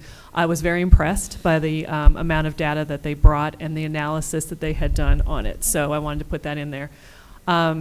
Additionally, coming out of this committee meeting, it became clear that the OE 4.2, which is volunteer background checks, that is going to be under Dr. Bruder's purview. And so we would like to move that, we would like to have the policy committee talk about taking that OE off of the HR OE and putting it into something with student services. I don't think we need a motion. I would just like to request that policy meeting add that to their agenda. And then finally, we have another meeting tomorrow, which is a facilities focused meeting. We'll get our construction update as well as our safety update. That's our annual end of the year safety assessment. And that will be at 2 o'clock here at the district. And we will have another meeting with kind of an HR focus on December 14th, time to be determined. That will be, we'll get that, what I talked about with the grievance process, and a few other things are coming to that meeting that's more of an HR focus. That concludes my report. Ms. Boatwright. Next, we have the Policy Chair reporting, Tricia Fidrich. Thank you, Dr. Watts. Ms. Boatwright, I'm going to try to follow your example to be very concise. Seriously, you did a 2.5-hour meeting into 3 minutes, and Alice, your team did a great job. Great job. Okay, so the policy committee met last week, and we're bringing forward a couple things to the board for your purview and approval. Last week, last board meeting, we were going to bring forward the Health Advisory Committee, but we just determined it needed a little more nuancing, and so we conducted that this past week, so we bring that in front of you today. Mr. Nick Flowers and Wendy Cartledge have worked very hard on developing the bylaws of the Beaufort County School District Health Advisory Committee. It's a mandated committee by state statute. And so it was in your board docs last board meeting, and it's here for us today. So I move that we accept the bylaws of the Beaufort County School District Health Advisory Committee. I second. All right.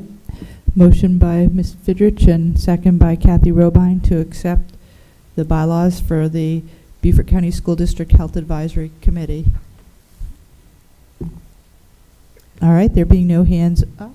Oh, Mr. Smith? Yep, Mr. Flowers is here for any discussion. He worked, and thank you, Mr. Flowers, for your hard work on all that you did to make sure to bring us in compliance with state statute.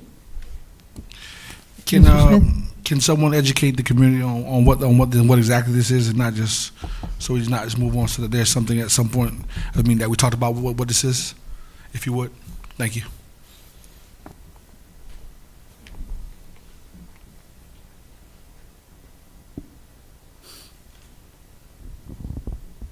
Good evening. So this committee has the purview of 3 areas in state statute of reviewing curriculum instructional materials in relationship to the reproductive health education, family life education, and pregnancy prevention education. The only other caveat would be if STDs is taught as a separate instructional unit, then this would be covered into that purview also. So it's just when the district's going to adopt any kind of curricular materials that address one of those specific areas in the law, then it would go through this committee to be reviewed, and they're advising the board then over what they believe, and then it's still up to the board though to take any necessary action that they see fit. So it's just an advisory committee on those 3 topics. So for our district, we would simply take curricular materials through that committee first, and then they would then go to the academics committee like we traditionally do for the normal process from there. Thank you for that information. Thank you for that information. That's very important. And then the only other thing that we needed to add is that by the statute, Mr. Smith, and for members of the community, we're required to have a 13-member local advisory committee with clergy and health professionals, teachers, students, one being the president of the student body, and 2 other persons who aren't employed by the district. So we just want to make sure we get this committee organized and working, and the committee has that option. It can use instructional materials which are made available by the South Carolina State Board, the Board of Education, or we could develop our own. So we're looking forward to working with everybody on this committee. Thank you. And who appoints that committee? The board or the superintendent? It's the board's committee. So we will, what will happen is, and this will, it sets the process forward. So we will put out to receive people from the community and the school district and everybody that satisfies the various components.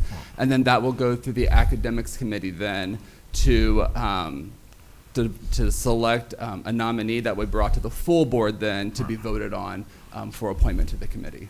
Thank you. Mm-hmm. And we set it for a 3-year term, so it'll be on a rotating, and the very last page kind of puts out that I didn't want the entire committee to go off every 3 years.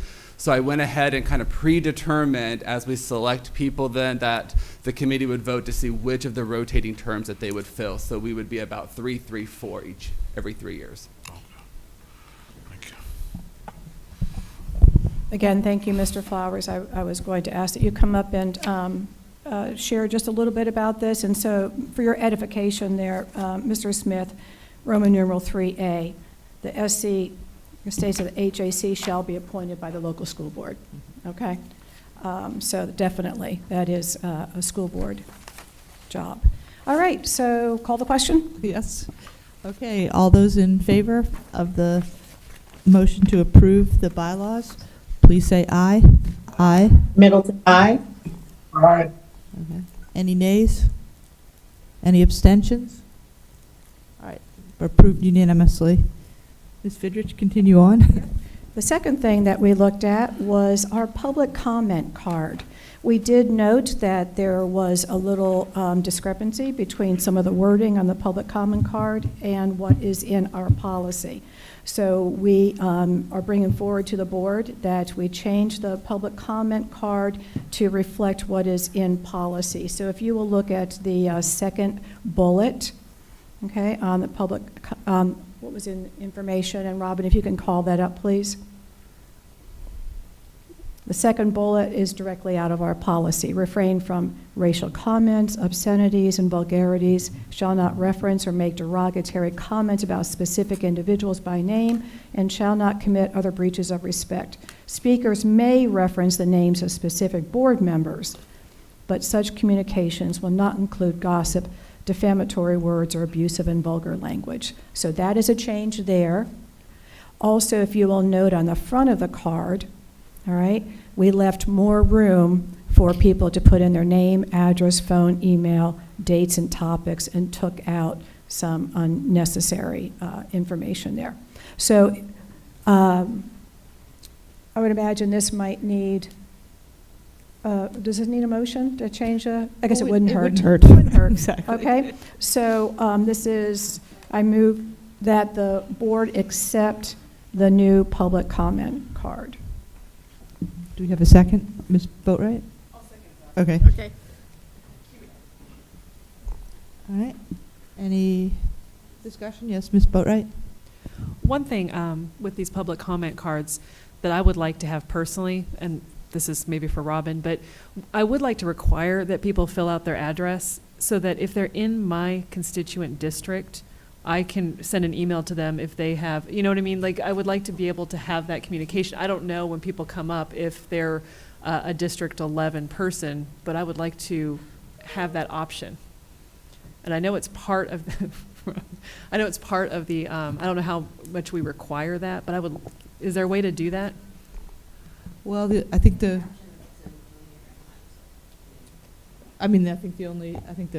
practical way to do it would be when they turn the card in at the right. So they'll put Wally and everyone's Rob, and required. They Okay. just look to see whether it's on there. Most of these do have the full address. Some do not. Okay. Some have a PO box. So. Yeah. And Ms. Boatright, that was some of the comment that we'd had during policy, is that we really want to increase the communication between the appropriate representative on the board with their constituents. And the way to do that is to try to ensure that this public comment card is filled out legibly so that the representative can make comment to their constituent and engage in a conversation. Okay. Yeah. Mr. So we're hoping Smith? this will help promote that. Mr. Smith? Well, I was going to say maybe, or we could put slash representative.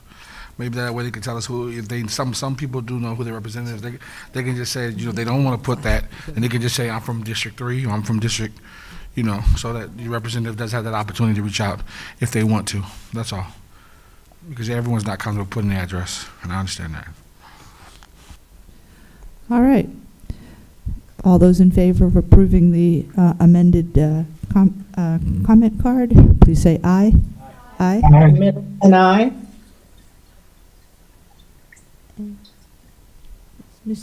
I didn't hear Mr. Earl Campbell. Aye. Thank you. Any nays? Any abstentions? Okay, it's approved unanimously. Right, and the last bit of conversation that we had is that when you look at our policy manual, and with the new incoming board members, it's really important that there's a section at the back called the handbook. And in the handbook is information that is helpful for school board members, especially new ones, but it does not rise to the level of policy. So over the past year or so on, we've been adding to things that belong in the handbook. So I'm just bringing it forward to the board to suggest that we're going to put into the handbook information about FOIA, some additional information. We're going to put in there the rules and responsibilities that are right out of the statutes, the rules and responsibilities of board members. In our policy, we know what the roles and responsibility of our board member officers.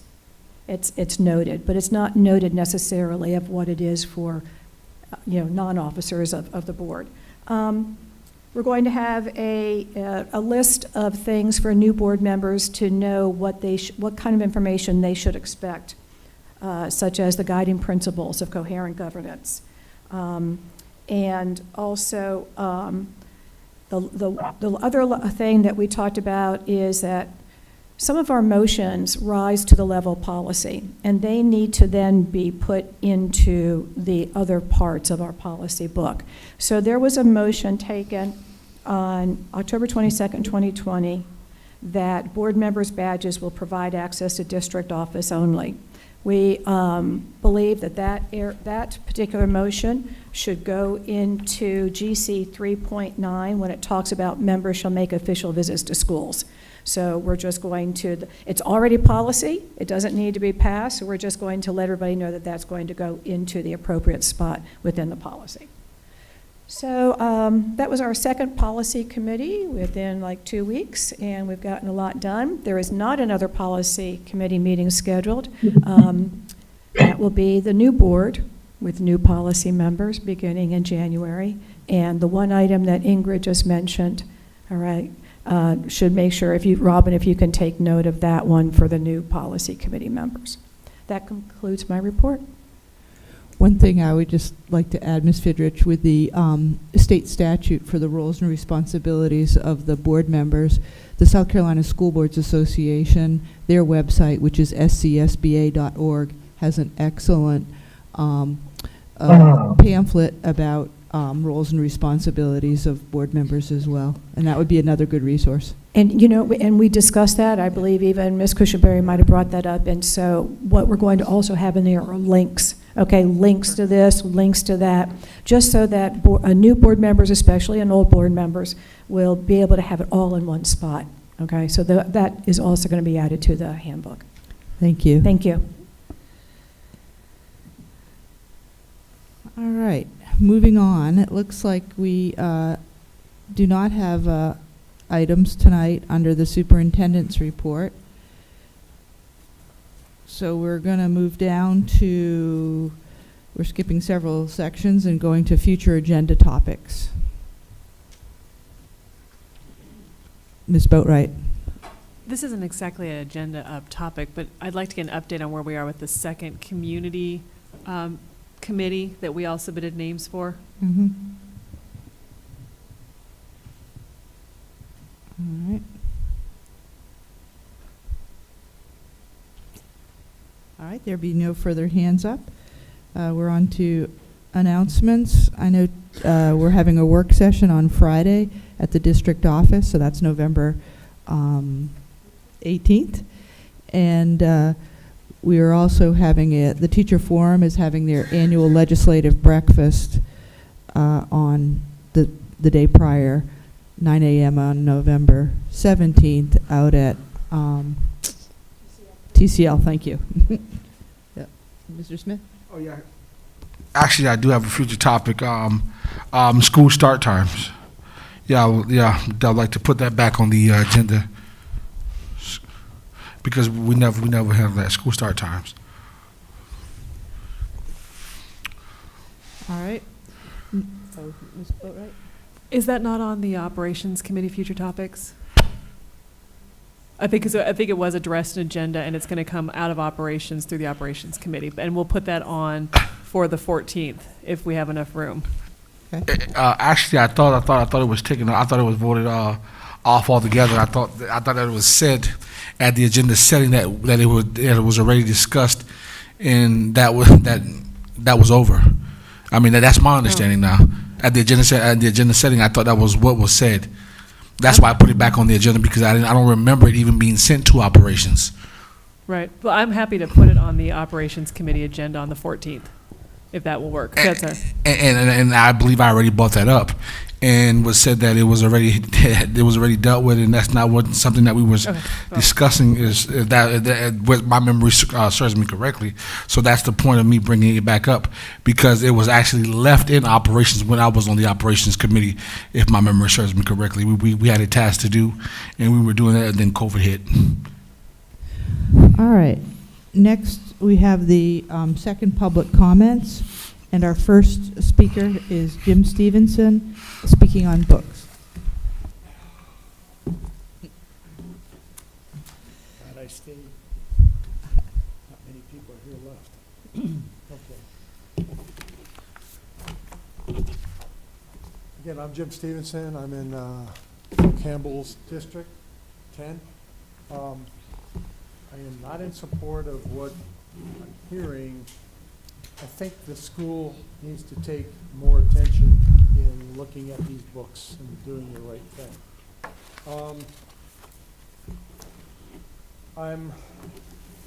If you go back in my background, I'm not going to tell you much, but I was a commander in the Navy, submarine force, weapons officer, and I was also a Christian minister, approved by the Navy on board that submarine to provide spiritual guidance, counseling with the crew. And so, I'm old school. Back when Scripture was Scripture, and, we look at the makeup of South Carolina as an example. You've got 78% identify as Christians. So, as Christians, I look at the Word of God. The Bible is the Word of God. But new churches have arisen lately, and they're kind of saying all the things that we used to say that was forbidden in Scripture is now saying, well, it's acceptable now.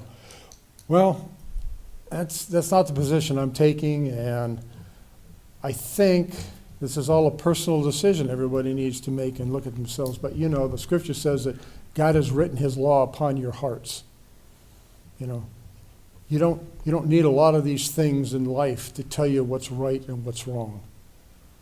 And I strongly believe that what's in these books needs to be looked at again and appropriate decisions made for the children. And I think you need to follow what your spirit is telling you, what God's talking to your heart, not what man is saying, what other organizations or other churches or whatnot, but God speaks to your heart directly. And I think you need to consider that and do the right thing. 3 of the Gospels, talking about Luke, Matthew, and Mark, specifically talk about, but if you cause one of these little ones who trusts in me to fall into sin, now these are the words of Jesus Christ Himself, fall into sin, it would be better for you to have a large millstone tied around your neck and be drowned in the depths of the sea. Now, one might say, boy, that's bully language. Well, that's God Himself speaking. And this is a truth that I take. So we need to be careful what words are in these books and what children get from that, especially with books that they can check out themselves and take home and whatever without even their parents even having a say in it. The movies themselves have ratings. I'm done. Yes, thank you, well. Mr. Stevenson. Well, you get All right. the gist of what I'm saying. Thank you. Now we get part 2, I think, though. My wife. Yeah. Deborah Stevenson. You can't give your time to him either. Good evening. I'm Good Deborah evening. Stevenson. Speaking I'm about also books. in 10, speaking on books. Yeah. I wasn't expecting to be here. I haven't had kids in the school system for over 20 years, but I was at a dinner party last week, and someone read an excerpt from, let's see if I get this right, Me and Earl and the Dying Girl. I'm not even sure that's proper English, but it went into great detail about eating a girl's body parts. And I'm not going to get nasty here because it almost took 2 people that were sitting at the table were in their 80s. And I, honest to God, thought we were going to have to give the Heimlich maneuver to them. But I look at it and I go, I have been an engineer for over 40 years in the aerospace and the medical device fields. And I always wondered why we didn't, I was always blaming the colleges for not having enough people so we could go out and recruit and get better engineering people and talent. And the problem wasn't with the universities, because after 40 years I retired and I went to work as a professor at the University of North Florida. And I taught engineering there. And I looked around, and what do I see? 1 or 2 at each of my classes were Americans. They were full of foreigners. And then I find out that's because we don't have the talent to go out and get, there's not enough talent out there. And every bit of time that is spent on smut or things that are non-disciplined and non-focused is actually hurting our country. It's hurting everyone, because we just don't have the talent to be pulling these people in. So we need STEM, you know, the science, technology, engineering, and math. And every kid can learn that. They need to be focused and guided towards a productive society. And productive for them, because they'll feel really good. I was the first woman to get a master's in engineering in Ohio University, and I feel darn proud of that. And I came from a low-class family, and my dad didn't even graduate high school. So it can be done, and it can be done to anybody. I don't care your race, your sex, it doesn't matter. But it takes focus, and it takes discipline, and we don't have time for smut. Thank you. Next, we have Ivy Zalai on sexually explicit books.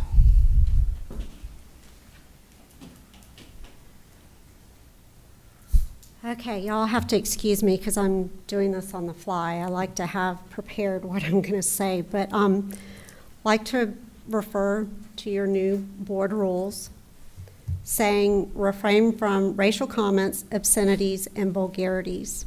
Shall not reference or make derogatory comments about specific individuals by name, and shall not commit other breaches of respect. Speakers may reference the name of specific board members, but such communication will not include gossip, defamatory words, or abusive or vulgar language. This right here is point in fact why most of these books don't need to be in the schools. You don't allow it here, you don't allow it on the county channel. It doesn't need to be available to minors. Thank you.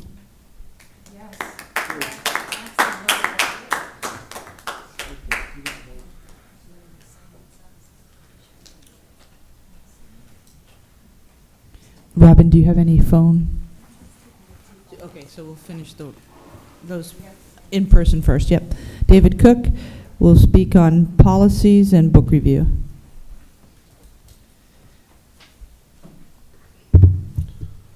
Just need 1 second here to bring up this document. Sorry. Yeah, if you can. Wow, already a minute ticked off. Wow, that was fast. I think of going from when my daughter was born to she's 14 now, running in a state cross-country championship. Good evening, Madam Chair, board members, Dr. Rodriguez. I don't know, I see on the online.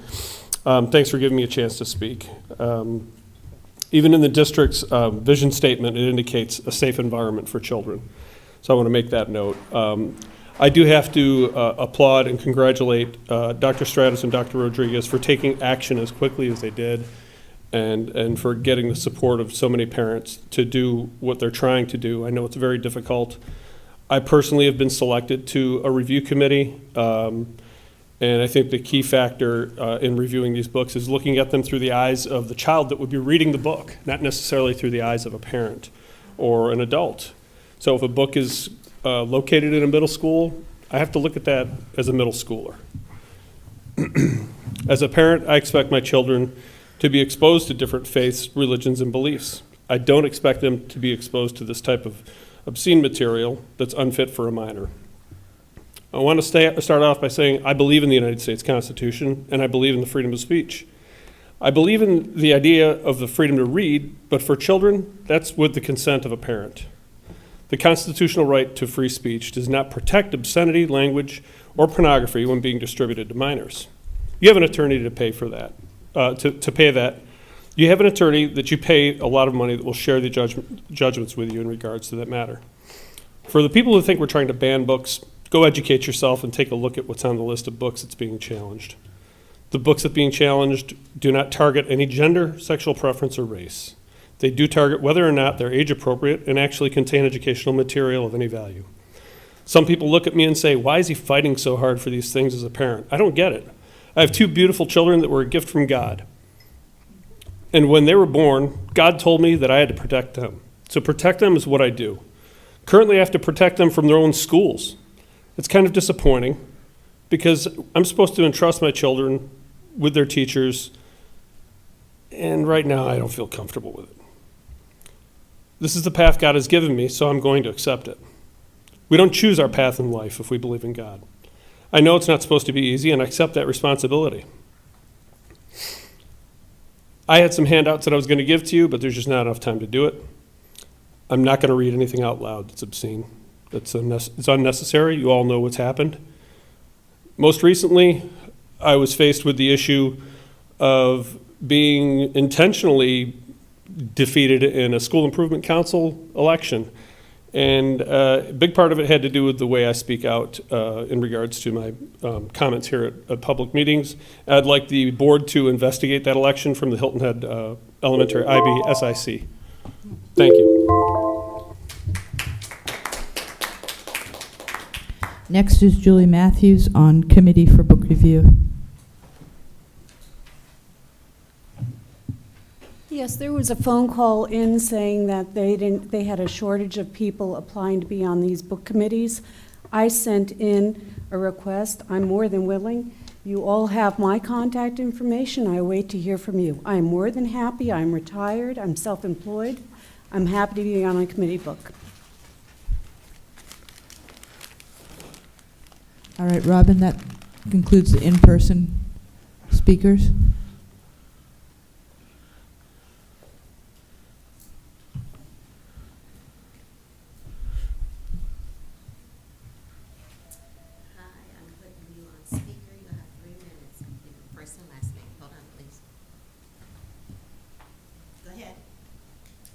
It's Jody Srutek, me again.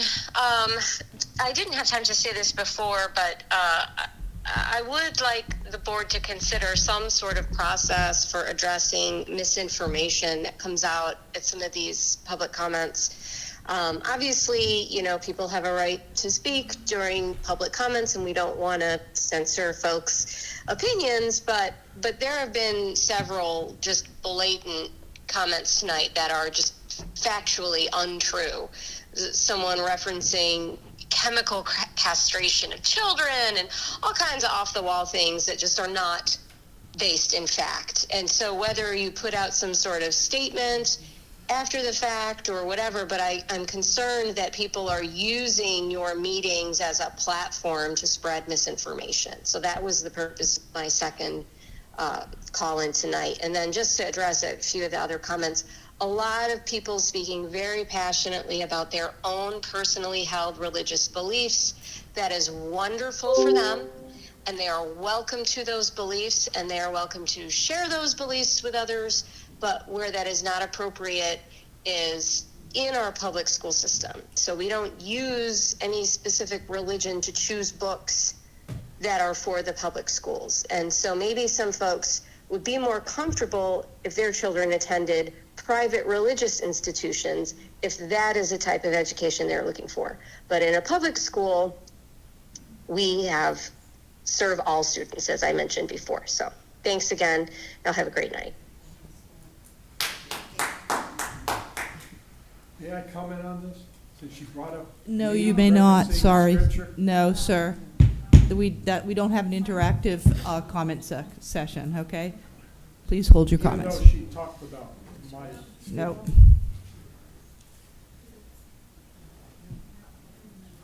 That was it. That was it?